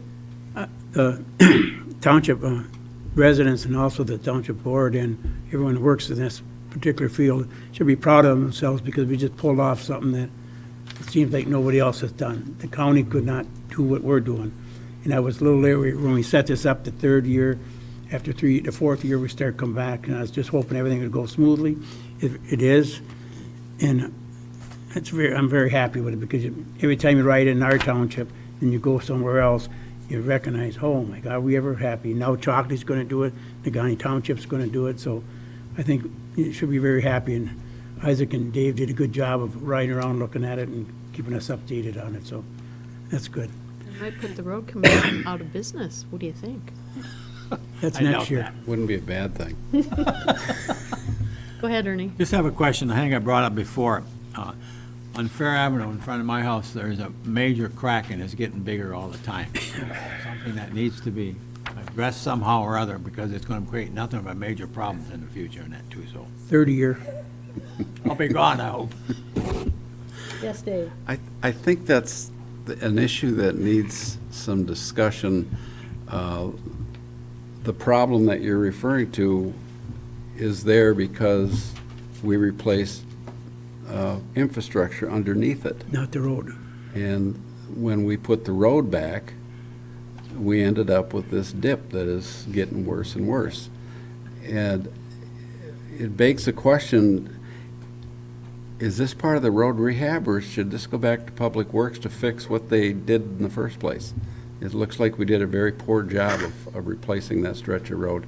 And I don't know why it came out that way. I don't know if they didn't compact the soil well enough. I didn't know if they used the right soil. I have no idea. But the dip is there, right where we replaced the infrastructure, and it's getting worse. It just seems that to take road rehab dollars that the residents paid to fix that road is not the right direction to go. Pete? I agree. And also that we have on Huron Street, between Granite and Woodridge, there's 4 dips in it. So that's telling me that they're not filling something, they're not compacting enough, because that's exactly where the sewer lines are. You know, when we fix something, whoever we contract to do that, they're not compacting enough, because here, we were on the 3rd year of the maintenance, and now we got 4 dips in it already. So, So how do you suppose we address this? Is that we have to go back to the people who actually did the work for us, or we have to get some kind of a with a consultant? conversation between Kirk Page and Randy, our manager, and I think with Huron Street, you should talk to UPEA because might be something they can help us out with. Being how that's part of the road rehab is where those dips are coming in now. I think Fair Avenue that's a whole separate issue. I don't know how the board wants to address it. I just didn't want to get lost in all the discussion, because I can just see it getting worse, and you talk about the dip. Someone with a plow going over there with a trailer, we can hear it all the time, because they're dragging and all that every time they go through it and that too, so. just a compacting process, you know, that's what it is. So we can direct the manager to get together with UPEA and Kirk possibly and figure out. Research and just see what's going on there. It's not a Well, blame whoever- thing, it's just figuring out how to fix it. Yeah, whoever oversaw the work, whoever it was, it should go back to them. Just like, anything else, if it wasn't quality work, then it should be repaired. 'Cause this is the 3rd year of the project, and we'll have to wait another couple more years before we really survey that road, so. I think, Okay. Huron Street was just done last year? yeah. Yeah, so it's a year old, less than a year old. So do you feel like you need to have a motion, or do you want to just direct? No, I just direct it and find out why, Figure it out, maybe come back with find out some what's kind of wrong, answer and next maybe meeting. prevent this in the future. So if we're compacting wrong, there's ways of doing it right, I don't know. I'm not an engineer, but I'm just saying the end result is not working out. So. Not acceptable. Okay. Isaac may have some ideas too, since he's been so intimately involved with this. Yeah, I'll certainly take a look at those roads when the snow melts. Might be Friday or Saturday. But I think it would be best to coordinate with UPEA to see what the underlying issue is for. Snow may be gone, but the water will be running down those streets like crazy. Okay. So we need a second. Yeah, I was gonna say we only had part of the motion. We need a second. I think I seconded that. Yeah, Did ya? Dave did. Yeah. Too much talking. She's new. Any more questions? All in favor? Aye. Aye. Opposed? Thank you. Lynn? Yes, sir. I'd like to tag on the end of this with a comment and a suggestion. Currently, the township doesn't have a certified PASER. What do you call that, Isaac? Pazer technician. Yeah, okay.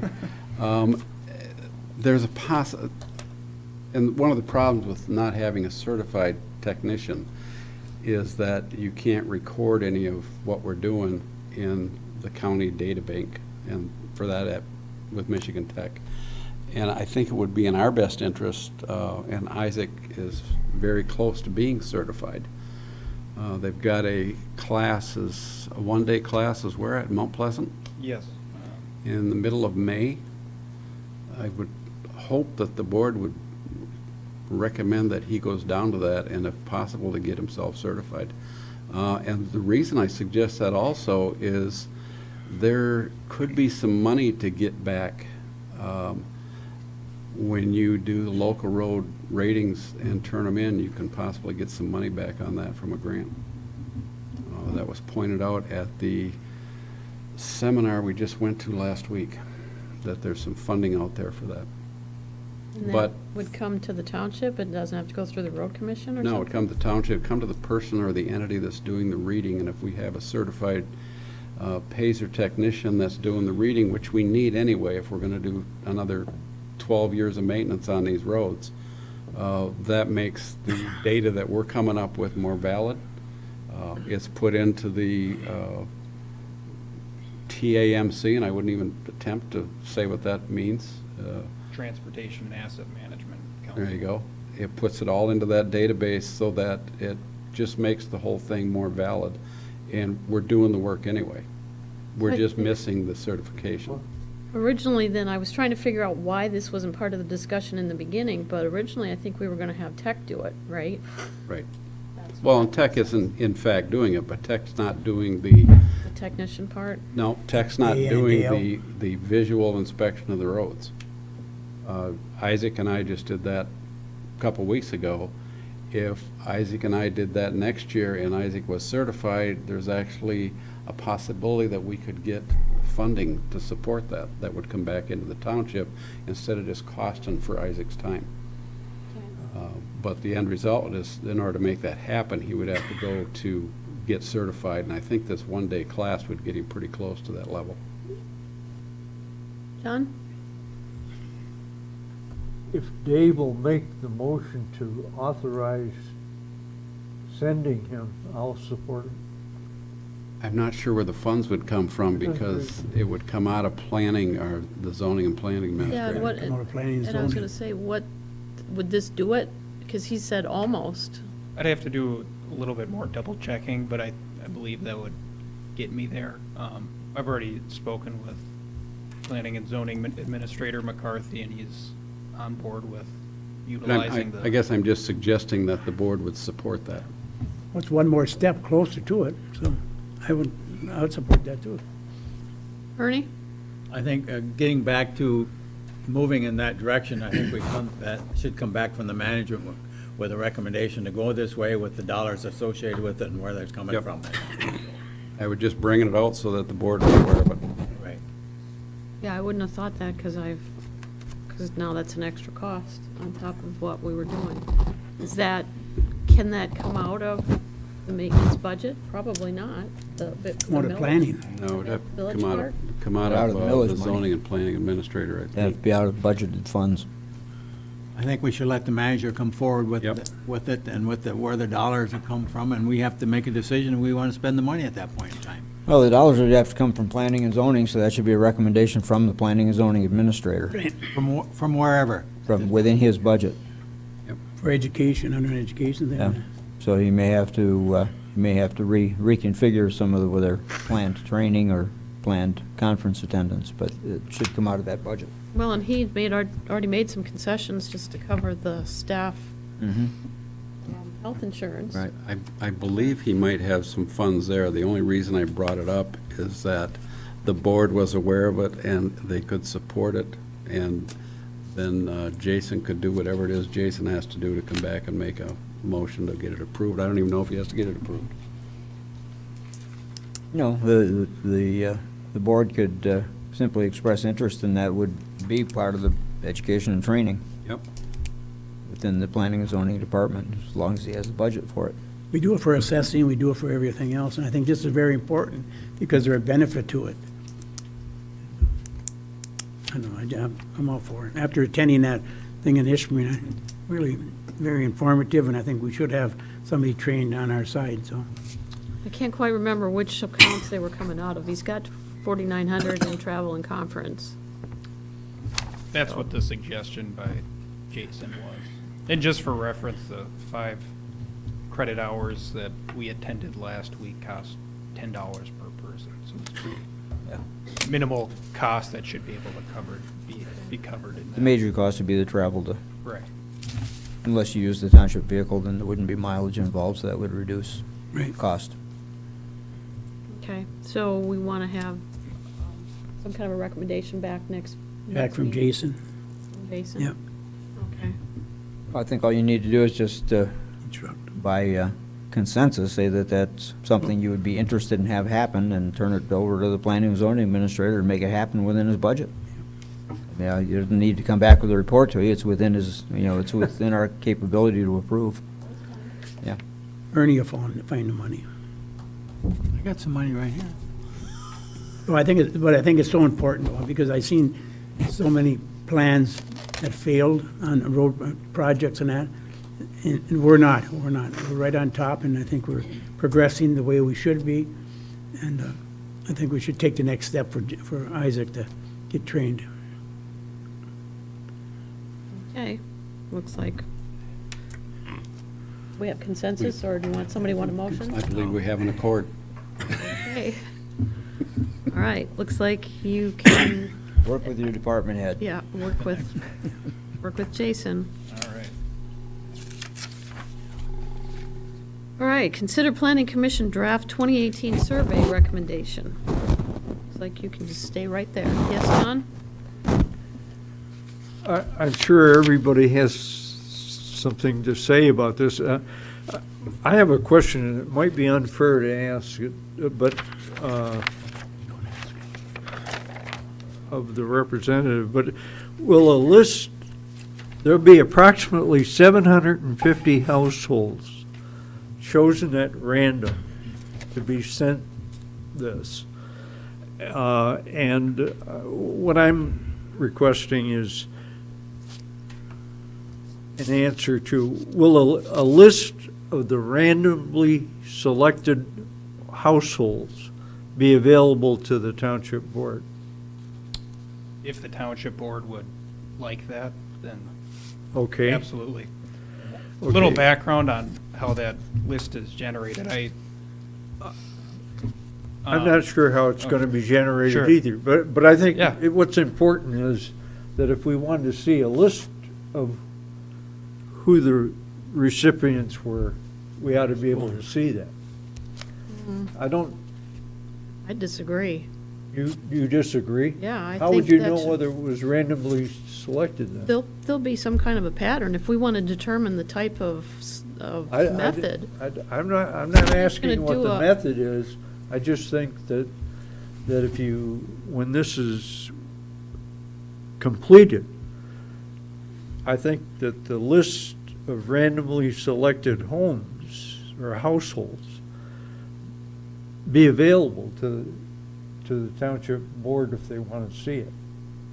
If somebody's going to do an anonymous survey, they should have the reassurance that their name or address isn't going to be used. It should be anonymous. When we paid for the first one, we had no idea who they selected. I'm not, well, you can deny that to me if you want. That's just my opinion. It's not up to But me. I don't think the people that do it would care if that was available. It's the only way you'll know later on if it was randomly selected. How would anybody know whether it was? Isaac, why don't you explain the methodology for, No, from my point of view, I don't think it's an overstep to see a mailing list of who the survey was sent to. As we probably know, not everyone will submit it back. But the way that I've approached, and I've looked at this and tried it a number of different ways, because I have a point on a map for every household in the township, is to, by weight, so if 15% of the township's population lives in Bishop Woods, then send 15% of those 750 mailings to Bishop Woods or Trowbridge, etc. So I guess I wouldn't be completely opposed to supplying a mailing list for the board. What you really have to be careful with is that it's not identified or able to be tracked back to who responds to the survey and what their answers are. That would be my number one concern. Because you do want it to remain anonymous so that people feel free to express their voice freely. Lynn? Isaac, do we have a way of saying what area, I mean, to see what area of the township is covered? I can provide a map, a list, or whatever the board feels comfortable Yeah. with. Or It's just be kind of curious how they picked it, you know? I don't care who they pick, but where are we getting a good census? Yes.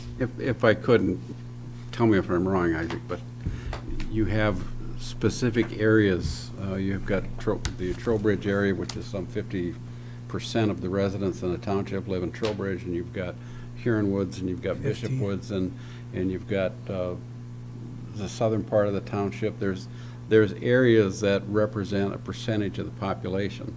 And if you take the 750 households that are going to be provided that same percentage is going to go out to those same different areas, the same percentage of the 750. So why do we need to know who it is I don't or what believe we do address? either. I'm actually opposed to that.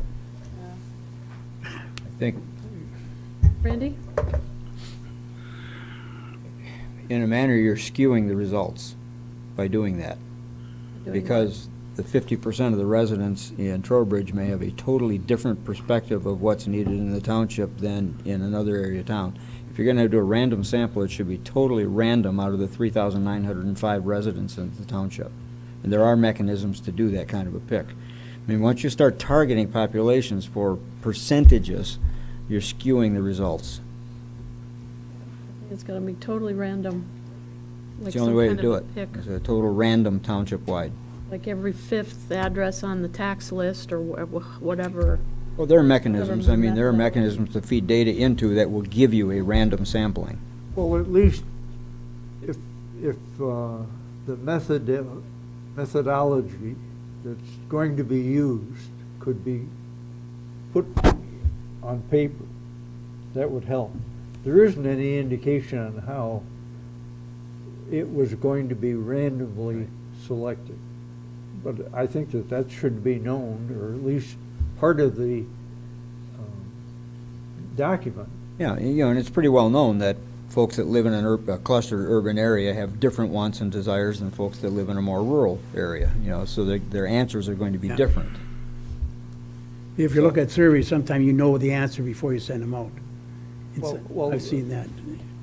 Dave's answer was that there would be some kind of methodology to how they were randomly selected. Mhm. I'd be happy if that was put on paper. Just knew what the methodology was. Yeah, Sure. that's all. And that was my guess of what he's trying to tell there. I mean, maybe you could expound on that a little bit as to what kind of methodology is used? Thank you. yeah, and I guess it's not- You don't have to tell us now. I Yeah. just want it for the document in the end. Absolutely. Well, I think I'd like to know the methodology before I approve it. I'd like to know how it's being generated, just not giving a blanket, Well, that's, okay. Can you answer that then? Well, it's We- pretty We cut you simple. off a couple times. Within the mapping software that I use daily, if every township household is a point, it's literally a random number generator where I say pick 750, and it'll randomly pick 750 Simple. households. There we go. So I really have no input on it. No one has any input on That's it the way to do it, besides yeah. what it spits out. How did you decide on the 750? The previous survey done in 2011 was 1,500 mailing surveys. So looking at some material on other surveys conducted in similar communities, they generally like to hit about 30 to 50% of the community population. So settled right in the middle of 40% or half of what that previous survey was done. And then as a cost-saving measure to reduce material cost. And It was a fairly substantial discussion when the original study was done by an outside firm, and basically what that number does is creates, based upon a presumption of response out of the 1,500, it creates a statistically significant population of return that's reliable, and that's the rationale behind it. Yeah, it seems like I remember 320 or something that actually responded out Yeah. of the 1,500. Right, something like that. But I think, go ahead, John. Go ahead, John. I think the report, or pardon me, the questionnaire, I compliment those that did it. I think they've made an honest effort at putting together a very good survey. I've looked at it carefully, and I have come to the conclusion that some revisions need to be considered by those that are going to make the ultimate decision. I have made a copy of the proposed survey and made revisions that I think are necessary, because I think they're required if we are to obtain accurate information. Unedited, the survey, in my opinion, will be delusive. There's a copy for everybody on the board, and I have a copy for you folks as well. These are just my suggestions, and the powers to be can make it your own mind up as to the value of them, but I think they're needed. Here's one for, and one for.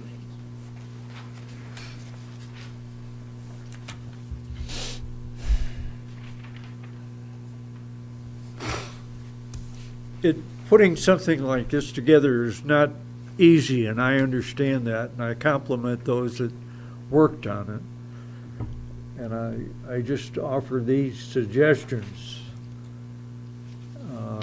for you to consider. I think it's important. You don't have to look at them now. You can walk away with them and go through it in committee. But until they're made,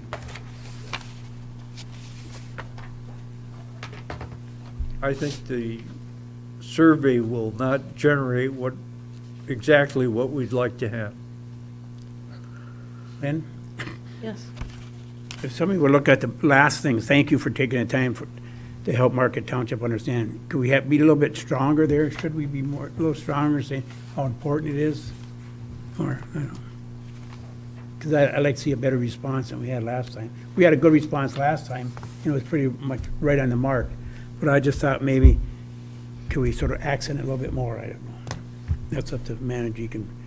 it would be my suggestion for that on the cover page for the supervisor's letter to include the importance of completing the survey. Okay. Randy? I haven't been involved in this process, and I realize this is a draft, but on page 3, there are several of these that I think need to be reworded to track actions that this board has already taken. What numbers are you on? Well, we've got a couple of them. Let me put these back on. Number 8, on number 8, you're not talking about fire department equipment, you're talking about fire department apparatus and equipment. That's what the boards have been talking about. So if you're going to ask that question of the public, that's the question that needs to be asked. It's not just for equipment. It's like saying we're going to fix roads and not saying which ones. Specifically, apparatus is what we're concerned about. In number 9, the entire question about the sheriff's contract has been, do we continue to fund it out of the general fund, or do we do it by millage? There's no question about millage in this question. Would you be willing to fund it by millage?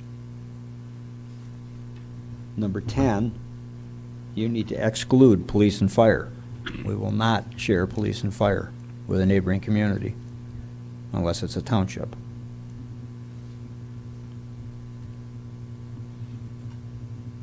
Same thing with number 11, asking about purchase of property like the Hardwood Forest. How are you going to fund it? There is no money to buy property with, so why would we ask the residents if we want to buy property? Well, that's probably why John added about increasing a millage. Well, and then the last one, number 13, you've already taken a position on that as long as it's a federal offense, you will not have it happening in the township. Yeah, we have. So why would you ask the question? I'm just saying that all these questions need to track board actions that have already been taken. We're going to talk about fire department apparatus in a few meetings from now.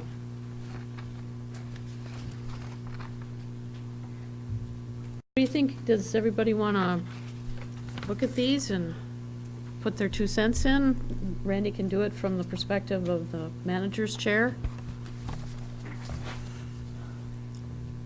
How soon do we need this done? I think you just wanted to get it when you could, right? As soon as the board feels comfortable with it. We just put it off, read it till next meeting, and, I'll look at it. yeah. Put it back on the next agenda. Yes, Ernie. A couple items. Looking at number 16 and number 20, and that, if you look at a lot of the questions you get from a lot of different areas, and that they always go through a lot of these, and then they say, do not want to respond and that, at that point in time. Same with number 20 on dollar income. Don't want to respond or So whatever. make it an option, make it like 7. However you want to do it, but that's kind of what it is. And I guess if they just don't check the box, they don't want to respond. And you'll see it if you look through the results of the Yeah. 2011 survey that did happen quite often. But there's always an option to include that. It's not that we're trying to be nosy, it's just the demographics you're trying to pick up on. You know, tall, gray-haired women over 50 or whatever, like the idea of a park or a pickleball court, you know, whatever. So you can say, you can zone it down a little bit to a type of person or an activity or. Well, and those questions they do assist you in evaluating the responses that you get, because if you get all responses from people under 40, it's not going to be representative of the major portion of your population, which is aging. Those are important. I think those are important questions to ask. They don't answer, they don't answer. Yeah, and realistically, we already know that there's going to be a portion that are just going to put it in the basket and not respond anyway, period. But even if you only get partial information, it's a percentage. When you do the final analysis, it's a percentage of response to the individual questions as to what's important to the community. You return this, we put their names in a raffle for something. We won't have any names. I know, that's why I said it. I think we'll just bring it back to the next meeting. Yes. Yeah. What's a draft? We'll just add it to the next agenda and we'll chew on it. Well, I would just like to point Good out, idea. there's one really significant revision that I think is necessary. That's when the question is asked, number 2, let's look at that.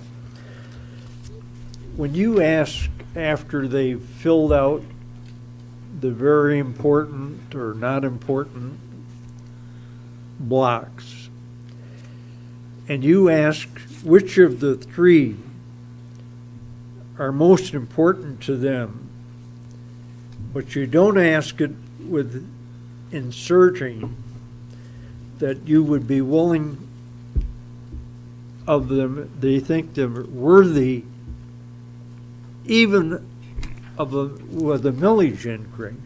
You're going to get a different answer on the bottom of 1. The 1 through 3 selection is going to be different than when you get to the back end where you're asking about millage. Anytime you ask somebody here at a meeting or when we're questioning something, would you like to have this or that? You'll get answers differently than if you ask them, would you be willing to have that with a millage, an additional millage? You get a different answer. So you got to add it at the right place. That's my point. But I think a lot of good work has gone into this, and I think it just needs some additional attention. Okay. Dave? I think the millage question is asked on 7, and that is asking the question about 4 and 5, and it's asking which one of those you'd be willing to pay, or how much millage would you be willing to pay to have numbers 4 and 5 that you've chosen.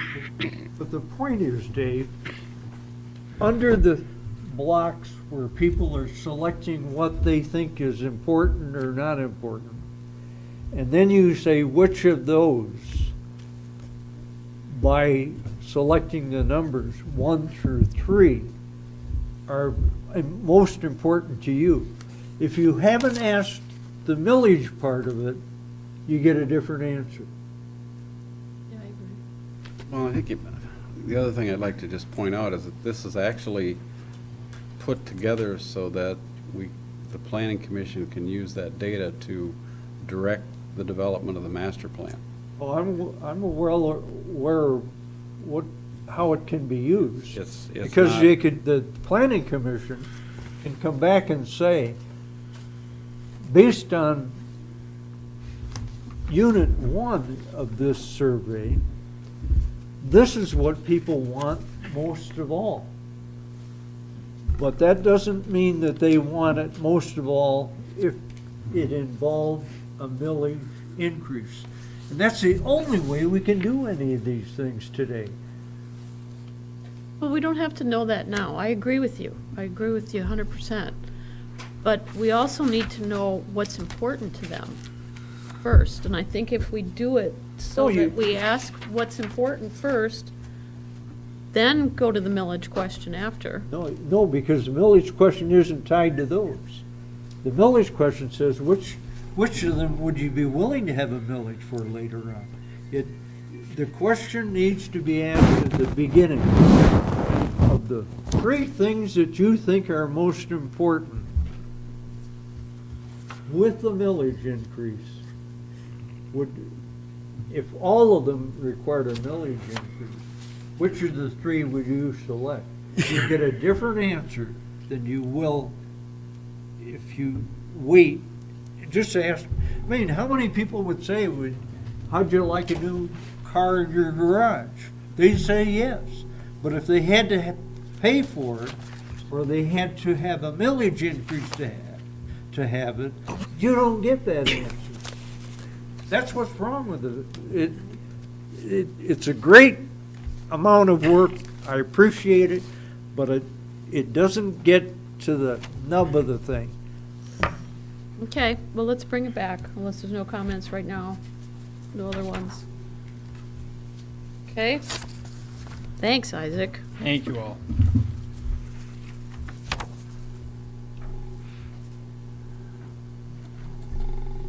Approval of match agreement with Marquette County Road Commission for roundabout lighting. This should be very brief. Board's already approved this. This is just the contract that moves it forward to get the grant money and to pay the road commission for the oversight of the project. They will be doing the design work with MDOT.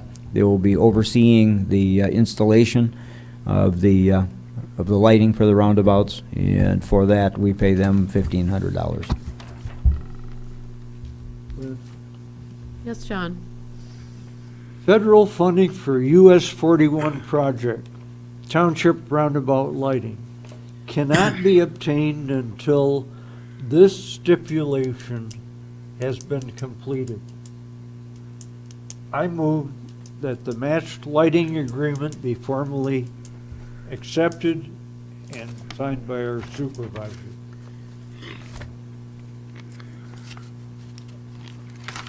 We have a motion. Thoughts? I would second the motion. But, yes, I have, Nothing else but for discussion. I have some comment. Okay. John, did you have anything? Any questions first? Okay. Go ahead, We've Dave. been through this about 3 times. It's just a general comment. It always amazes me that every time the county gets involved in anything to do with their roads, it costs you a percentage for them to do their job. That just always amazes me. We talked about that at our meeting. It doesn't matter if it's 17% to have them oversee crack filling, or now it doesn't matter if it's $1,500 to have them oversee the installation of lights in the roundabout. I'm just wondering if there's anything they do that they're already getting paid for. I'm beginning to think Yes. there's not. Yeah, in this case, they will be the federal contractor. They'll take care of all the paperwork and all that goes along with it. But yeah, you're right. US 41 isn't their road in this particular case, so they're doing this with MDOT. But yeah, yes. US 41 isn't their road, the local roads we take care of, and they're Yep. going to charge us a percentage if they get Yep. involved in that. That's- And I'm that's just right. wondering if there's anything that they don't charge a percentage to. I mean, they're getting all the Act 51 money. And they can't- What do they do with They that? can't take care of the roads they have. And yet they're still trying to work on 595, and that's a big one, and they still can't. They Going don't to the have money Supreme for Court. that. Take it Pardon? easy, big guy. Yes, Ernie? Now, and that motion is implied that is talking about the match agreement and the project scope. Correct. That's implied in the motion. That's in the agreement, actually. This, But what, not- Is a motion, I'm saying, is it implied in the motion? yes, it's the entire project. It wasn't my support. Was it in your motion? Was it, John? Was it in your motion? Yes. If you pass it the way it was made, it will be in there. Okay. Build it, they will come. Okay, anything else? That's it. All in favor? Aye. Opposed? Thank you. We will have lighting. Spread them out a little bit more. Policy discussion. I stretched this out a little bit from what was originally on the agenda.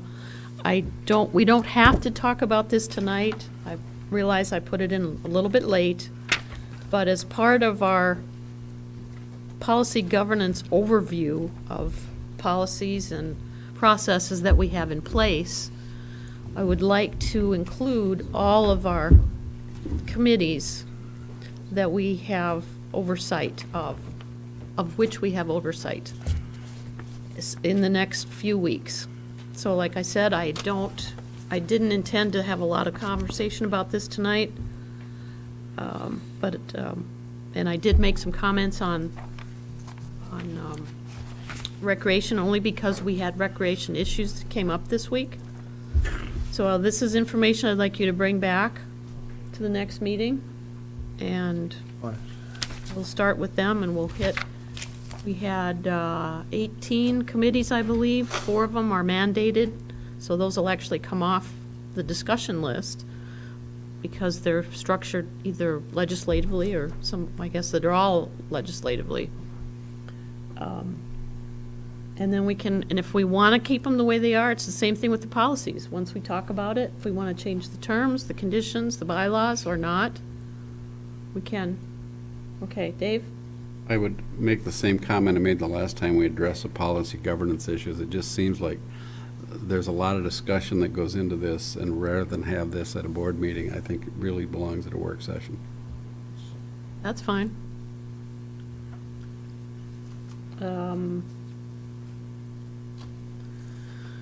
You want to talk about all of them at once? Is that what you're thinking? No, I'm saying that we're putting these on the board agenda from time to time. I think instead of putting them on the board agenda, we need to put them on a work session agenda, because I think that's where they need to be discussed, there's way too much discussion. It's already 9 o'clock, and we could drag this out until 10 o'clock if we sat here and discuss this. No, I didn't want to talk about it tonight, and I didn't even realize we'd have this much discussion. I'm all about work sessions. I think they're great. Okay, let's wait till Randy gets back and Dave, or Dan, and I'll put it on the next agenda, so if nothing else, we can set up a work session. Does that sound good? Yep. Thank you. But you have something to read. Like you don't have anything to read. People don't realize how much reading we do. Okay, we had nothing pulled from the consent agenda. Committee updates. Dave maybe, or Oh, Pete? yeah, all kinds. Roads, rec? First from the Planning Commission, from their April 11th meeting, the short-term zoning, or short-term rental zoning text amendment was approved by the Planning Commission and sent on to the county for their review and comment. After they've reviewed and commented on it, then it will come back to the board for consideration. The master plan review is discussions on Chapter 5 edits was moved from last week's agenda to the agenda on April 25th. The community survey, you've already seen that. There's a couple issues in front of the Planning Commission. The first is Fry Chevrolet zoning compliance. We're working on buffer yard issues, and just to give you a little background on that, Fry Chevrolet was granted a ZBA variance for a showroom construction in 2012. As a condition of that variance, they were required to complete a buffer yard along their southern border, and their southern border abuts Brookton Road, and that's rural residential property. In keeping with the zoning ordinance requirements, a type E buffer yard is required. Buffer yard requirements were negotiated at a commission meeting in 2016. And the question in front of the Planning Commission was, inasmuch as the buffer yards have yet to be completed, and the response to numerous residents' complaints, this item was placed on the agenda. We had a discussion with the engineer representing Fry Chevrolet, and the item was actually moved to the April 25th meeting because we had two commissioners that were absent. Another issue that's in front of the Planning Commission is Marquette detailing and zoning compliance. And that was from our March 28th meeting following a resident's complaint regarding the operation of a business and other associated conditions that he believed were affecting his property values as well as the quality of life.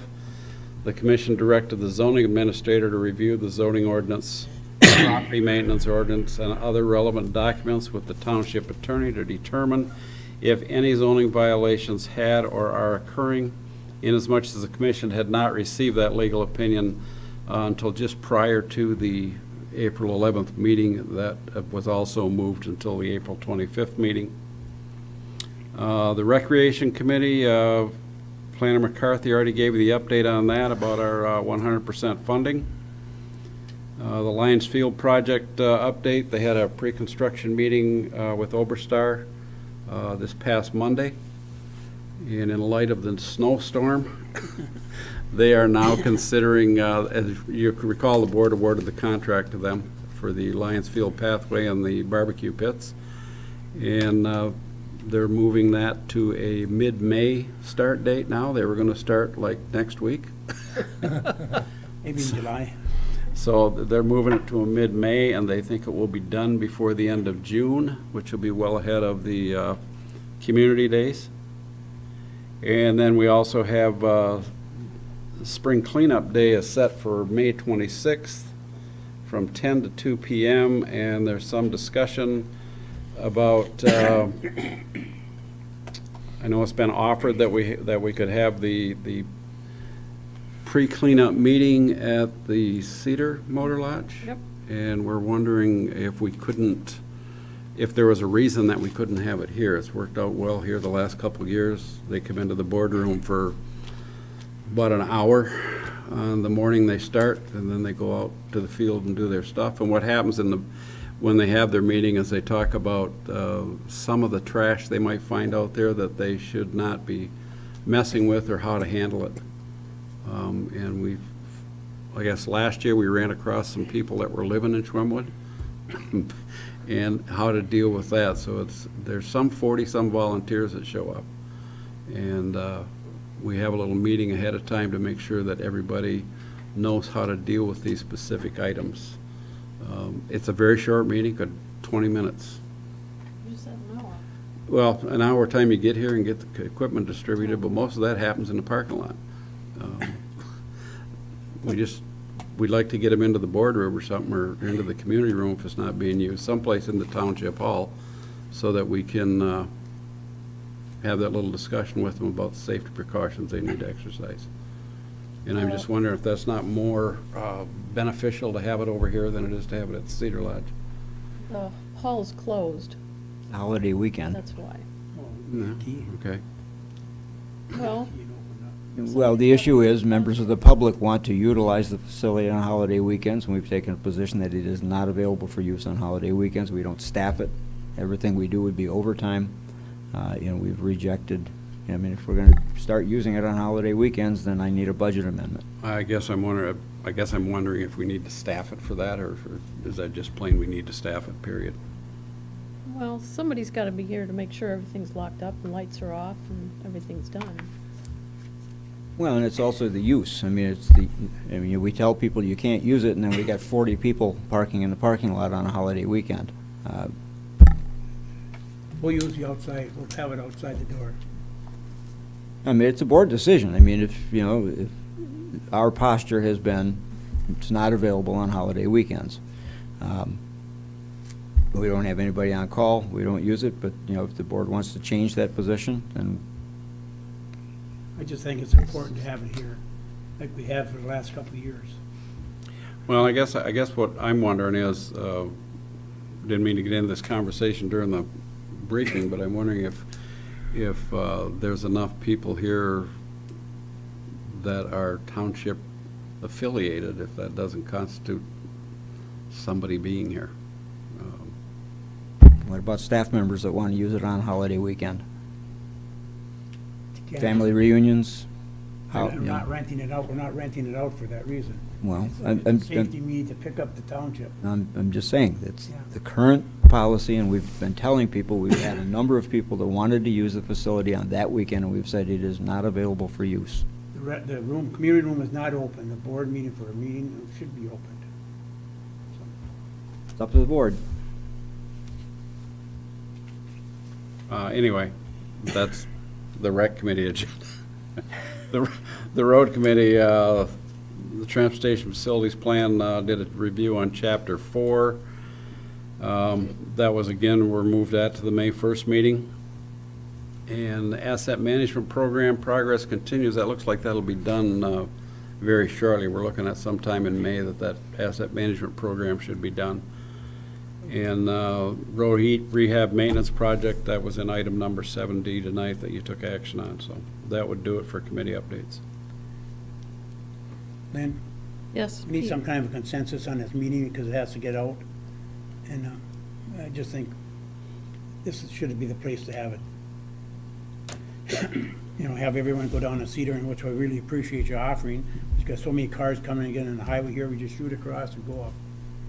And we're not renting it out, so don't follow in the same category as renting it out. It's a safety meeting, cleanup meeting, so it's different. So I say, it's not a call I can make, it's a board decision. If the board wants to make an exception to the policy for a township-sponsored function, not open to the public, that's an exception the board can make. I can't make that exception. If you need a motion, I'll make that motion to approve it.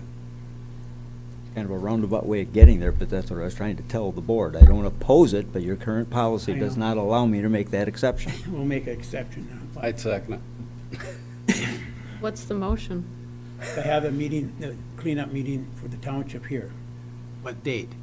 It's, The motion would be, Yeah. the motion would be to hold a safety briefing for township volunteers on a township project. On May 26th On May at 10 26th. o'clock. Recognizing that's a holiday weekend.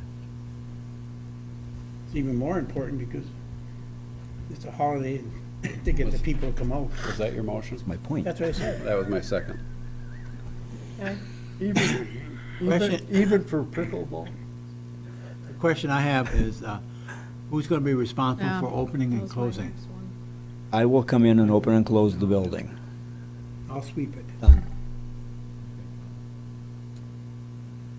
Okay. I don't have any problem then. You're gonna come out and clean up, aren't you? You I coming didn't up? hear you. Yeah, I'll likely be there anyway, so, Okay. All in favor? Aye. Opposed? Okay, What day is that? May 26th. May 26th at 10 o'clock.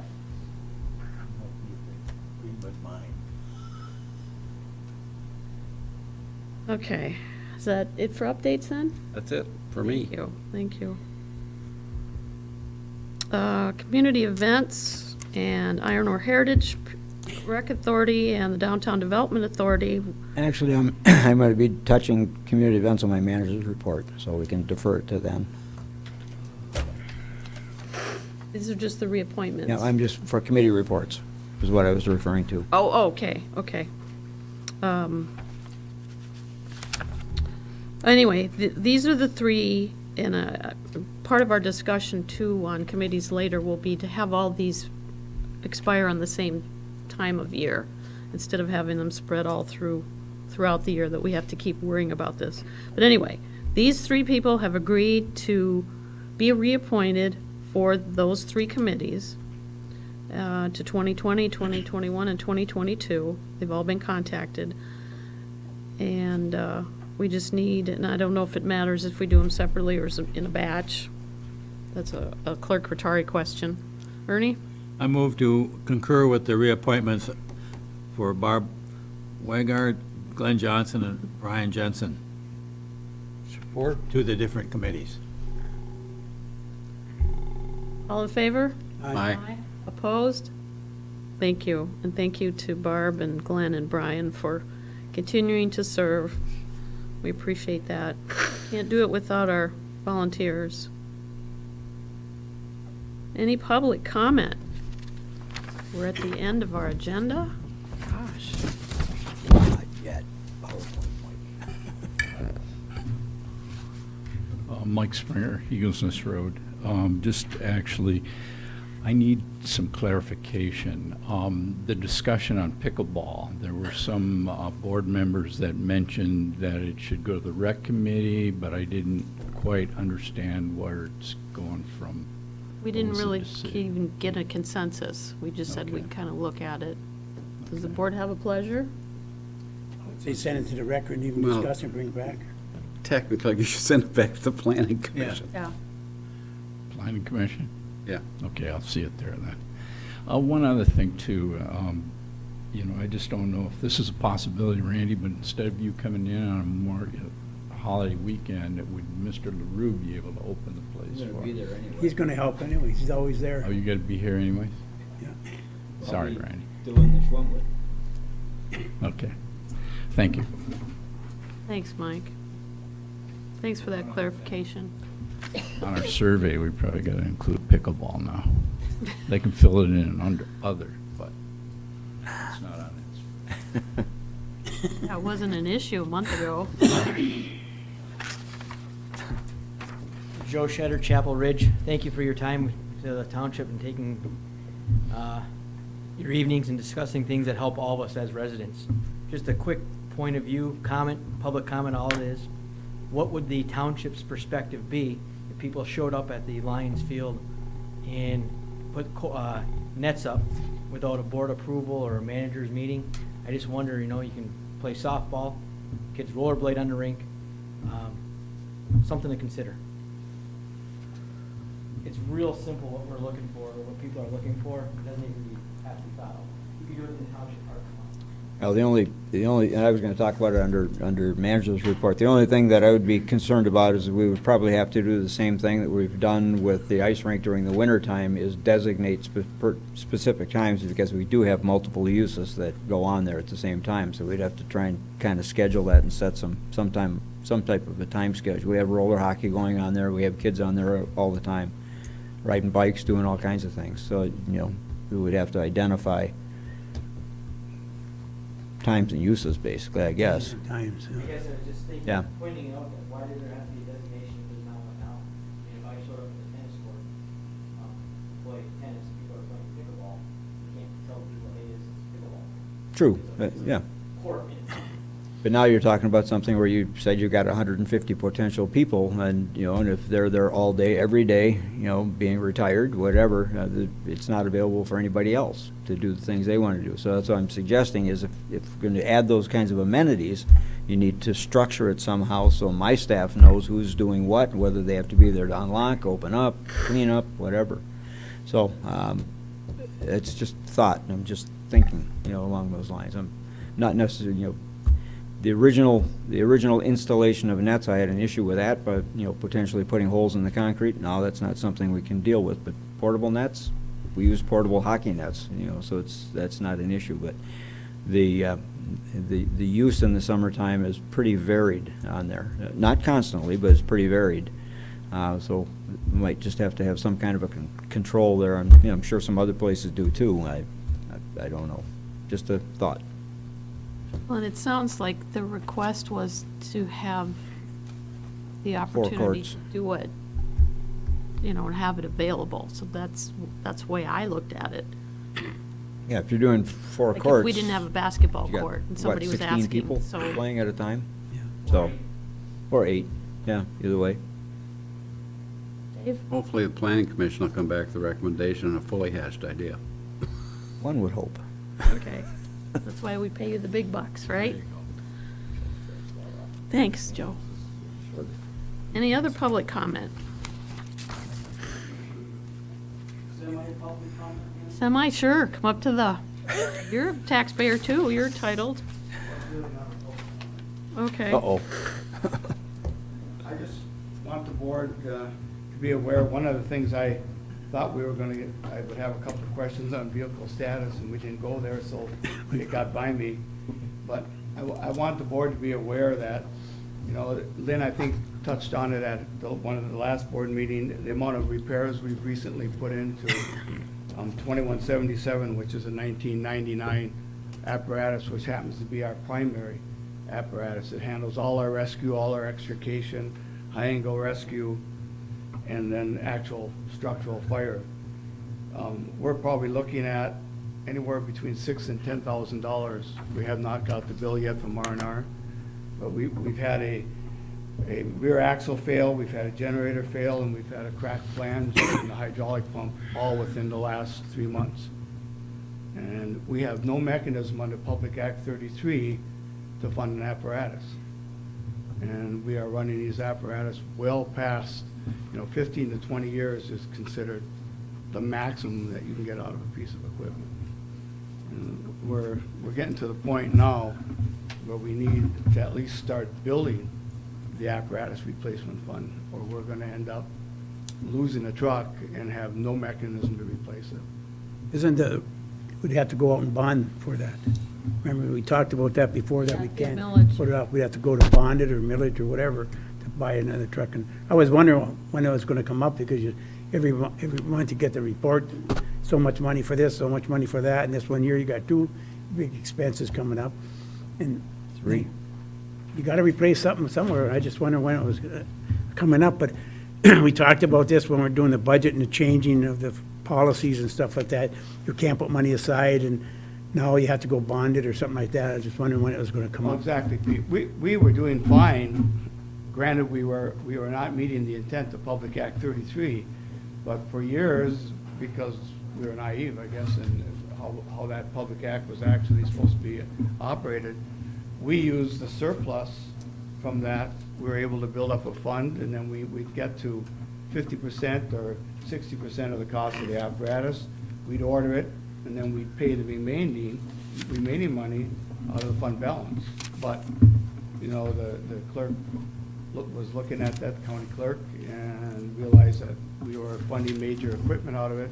The Public Act only allows for the operation of the fire department, heating, cooling, salaries, those type of materials, not capital outlay like buying a $700,000 pump tank. Yeah, the issue actually came to a head by MTA council. MTA's legal counsel, basically, when we were talking on a different subject. We were talking about the operation of the fire department and what was possible, and when he found or heard that we had a capital account He said, well, no, you don't have a capital account. You have a special assessment. That means you have only you can only levy a special assessment for the actual operating function of the fire department, not for any kind of a savings. You cannot have a fund balance. It's been judged by courts that that is an illegal tax if you do that. So that's the reason that we can't build it. But, you know, and I did have it on my manager's report to talk about tonight. You know, and particularly when I saw question number 8 about, you know, asking the residents a question. That's really not a resident question. That's a board decision as to whether you're going to replace a piece of equipment or not. And, you know, we talked about it in the last 2 or 3 budget cycles, and I agree with Chief DeMaris. We're getting to a critical point where we have to start building up some kind of a fund balance, and the only way to do that is with a small millage to start building it forward. Pete, you're absolutely right. What the answer is with a special assessment is if you have a failed piece of equipment, you do an installment purchase. That's what you do. You utilize a piece of equipment as the collateral for an installment purchase and pay it off over time. But that payment has to come out of your special assessment, which means, you know, $60,000, $70,000 more dollars a year that comes out of the operating fund, which puts the fire department in less and less of an ability to meet that requirement without increasing the special assessment.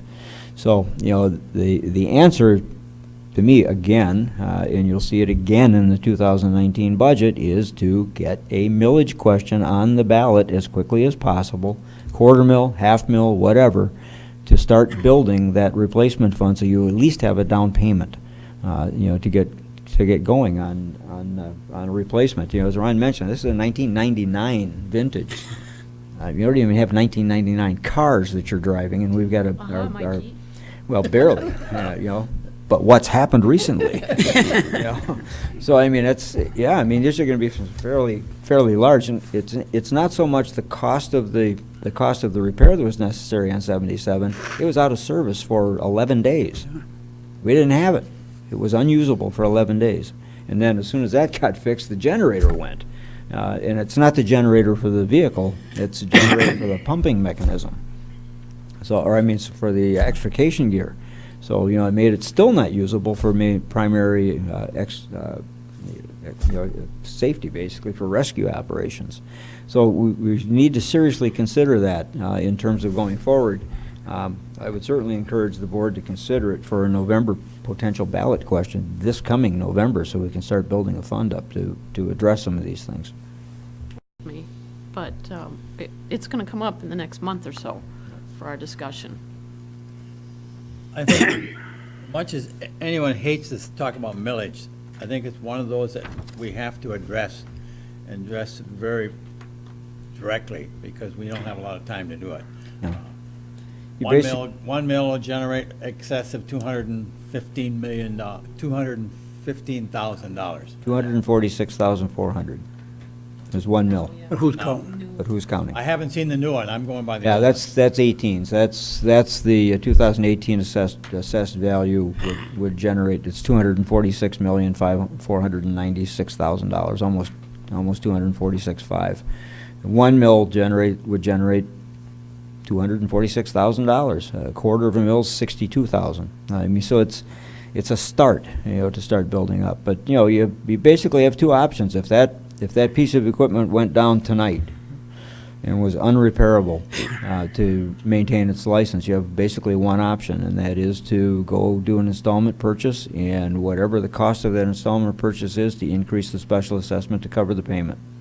That's your only option right now. I think the other thing is looking at some of the other equipment, your aerial out there.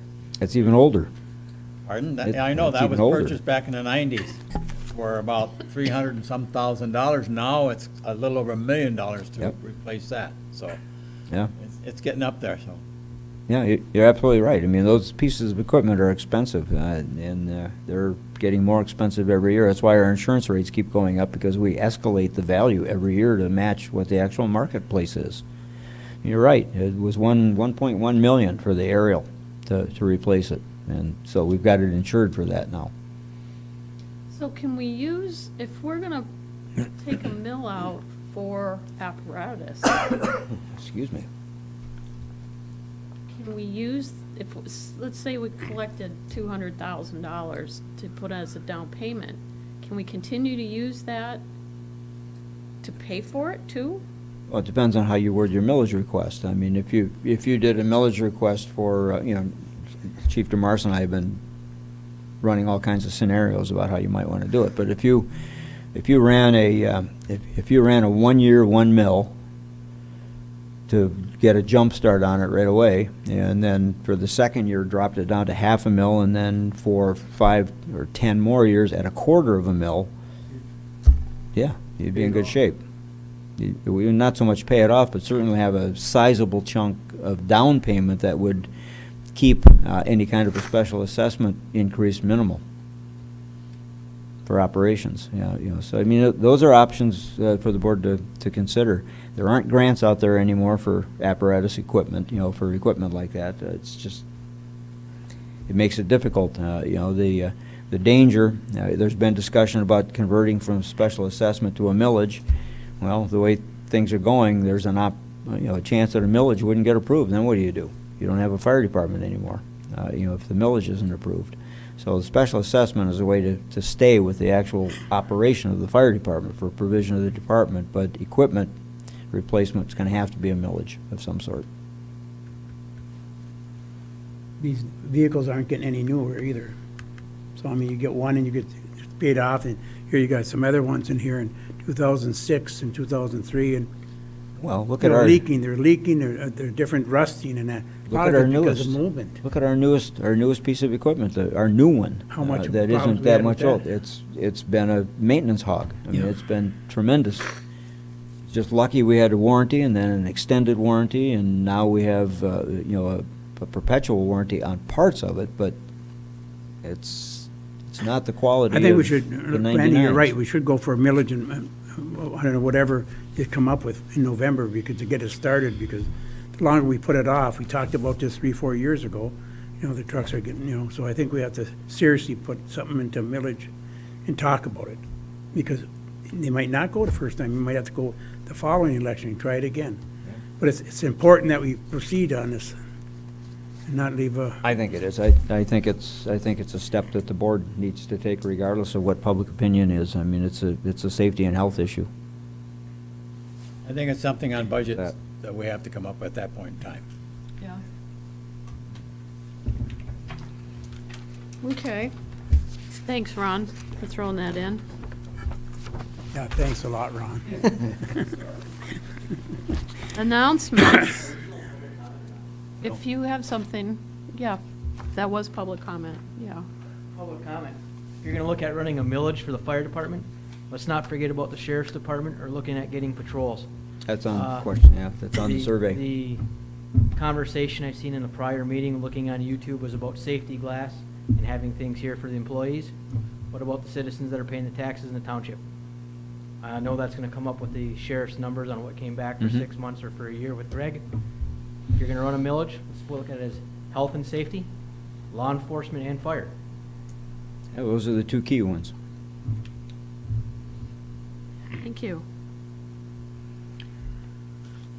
Okay. Announcements. Anybody have anything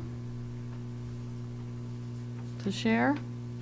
We, if you make sure you've got your calendars marked for May 15th is the joint meeting with the Township Business Association at noon here.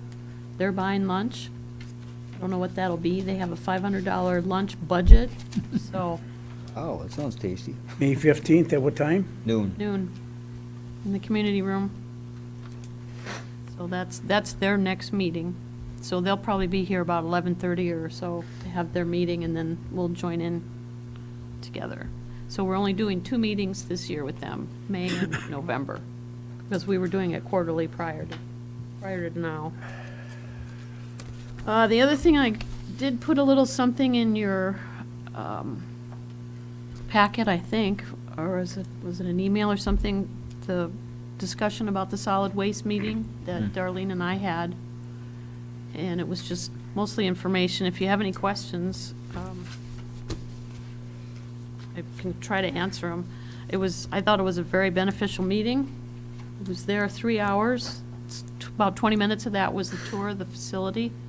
very eye-opening. I suggested to the director that I'd like to have the board all take a bus or a couple cars and go out there and check it out. They've got millages that they're going to be asking for in the future, from $2 to $6 million improvements they need to make, want to make, think they should make, whatever. Trust was the word that was the operative part of the discussion. And there's a real lack of trust, maybe on both sides, I don't know. But I did suggest in the letter, and we got kind of waylaid. I had the letter in the last meeting as a draft.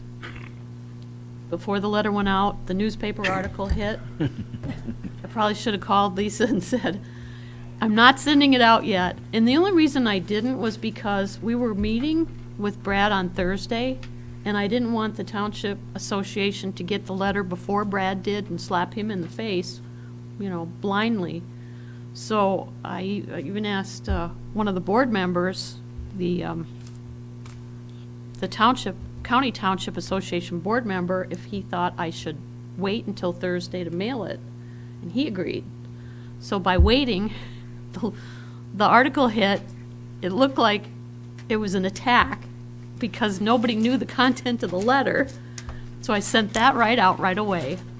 I haven't heard back from the county, but I would like to have, the whole point of it was to have the county, my suggestion, be the umbrella to take care of some of this. I shouldn't say the county because that sounds like it's Marquette County. County Township Association that represents or tries to represent the 19 townships in the county.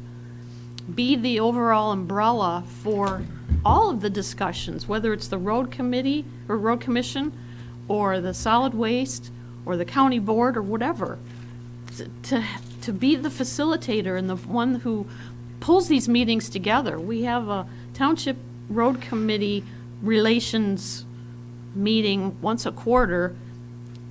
It's a waste, and I suggested it to Iwanaki that they abolish that and go to the county township meeting, which is typically more, you have more representation there. You might get 15 townships represented.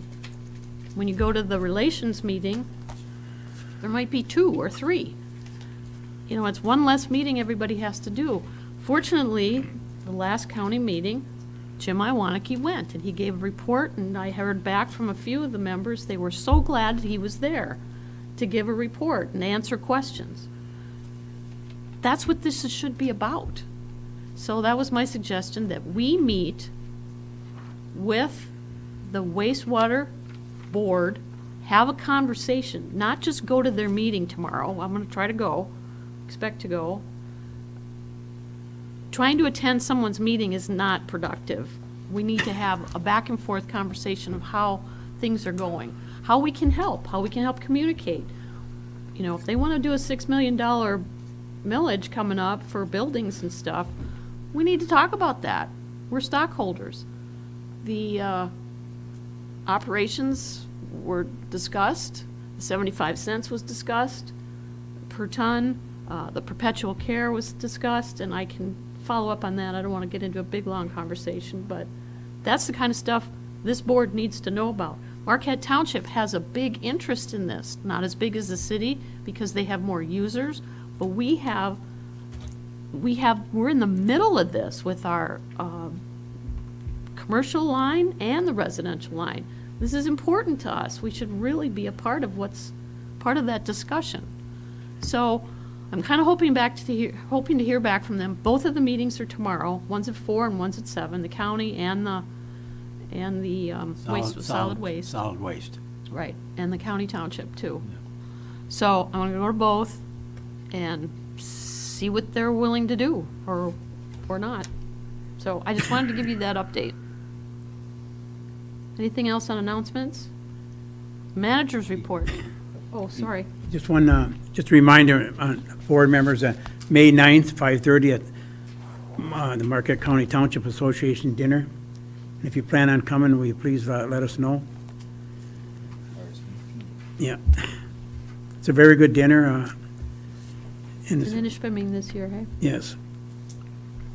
So if you're gonna go, contact Andre at the thing. No, Nagani. Is it in Nagani Township? Nagani Paul? Township. I Yeah, think. okay. Just contact one of us or whoever and let us know that you're going.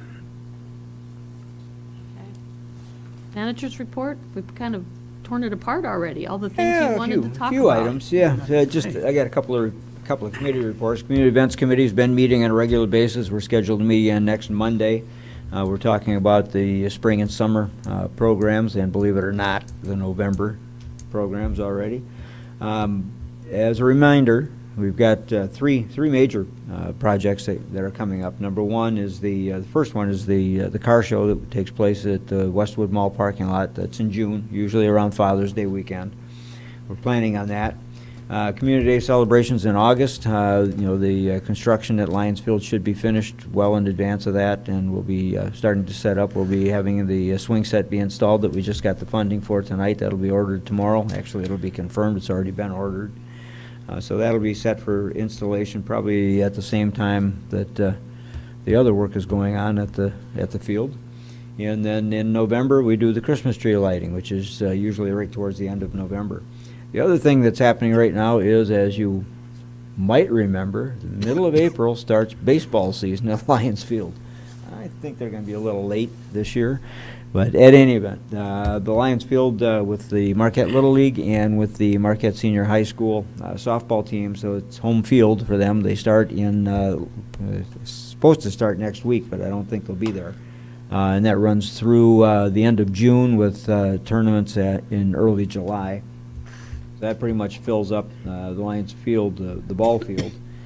DDA met last week. We had an update on the roundabout project, the lighting project, which the DDA is going to be funding the match for out of the DDA funds. We talked about the update on the tunnel, which you were told tonight. We now, just as of yesterday, is fully funded. Now going forward, we still have some additional commitments that are coming in that will be beneficial for the continued operation of that tunnel. And we talked about pedestrian access and pedestrian issues on the eastern part of the corridor and what might be possible with MDOT doing the reconstruction of the resurfacing of the eastbound lanes here coming up in 21. So to work with them on pedestrian and pathway issues. Let's see. The only other thing that I wanted to mention is we have already started our 2019 budget process. I sent out to the major department heads, Public Works, Planning, Zoning, Assessing, and me for the general fund to start looking, even though we won't have closeout estimates until the end of June. Basically, we're starting right now with the programming and what we're looking at in terms of utility costs and things such as that going forward. So we'll be able to get to you as early as we possibly can a proposed balanced budget, so the supervisor can get that to the board at least the 120 days before the beginning of the January season, since we have a January to December year. So we're on track. We'll be putting together, I have a draft budget calendar right now that I'll be sending out for you folks to start looking at your calendars and set some preliminary dates for budget work sessions, so at the last minute we're not trying to figure that out. We'll do that early this year. That's all that I have. Any questions? Any questions? Go ahead, Dave. You mentioned with the baseball starting, I thought originally that was just the junior varsity that was played over there. It's the girls JV softball team. Yeah, it's not the seniors, though, right? Senior high school. Okay. Marquette Right. Senior High School. I misunderstood. Anything else for the manager? Thank you. So now we do the review of Okay, so Policy. I'll take a stab at this. It'd be interesting. We did motion to award the FEMA grant on the radio bands. We did motion to authorize council to explore legal options to address the noise pollution and related problems with BLP. We did motion for move to concur with recommendations of the planning commission to follow for road maintenance and solicit bids. We did motion to approval of the match grant with MCRC for roundabout lighting. We did ask you as members of this board to review and bring items to discuss back to the next meeting regarding the policy discussion, and to also look at the survey and send your revisions or bring your revisions back to the next board meeting. And those are the motions that I have at the moment. Was there one on Public Works? Yeah, that's what I was wondering too. Public Works? The SAW grant? On the SAW grant? Oh, probably so. I probably. I was out when that one, so I don't know.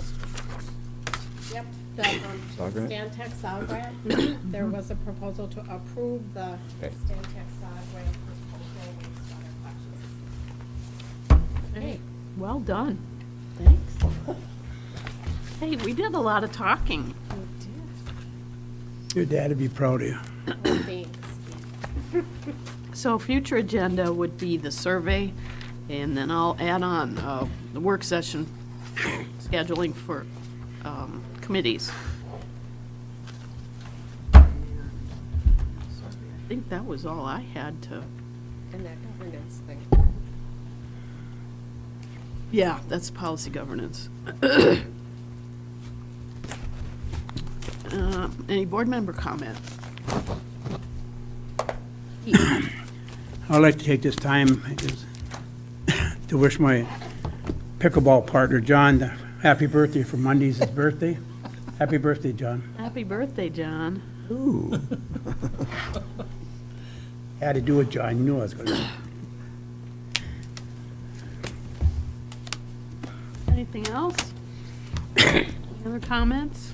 Any other motions that anybody wants to throw out? Move to adjourn. Second. All in favor? Aye. All opposed? We are adjourned, 9:35. Thanks, everybody.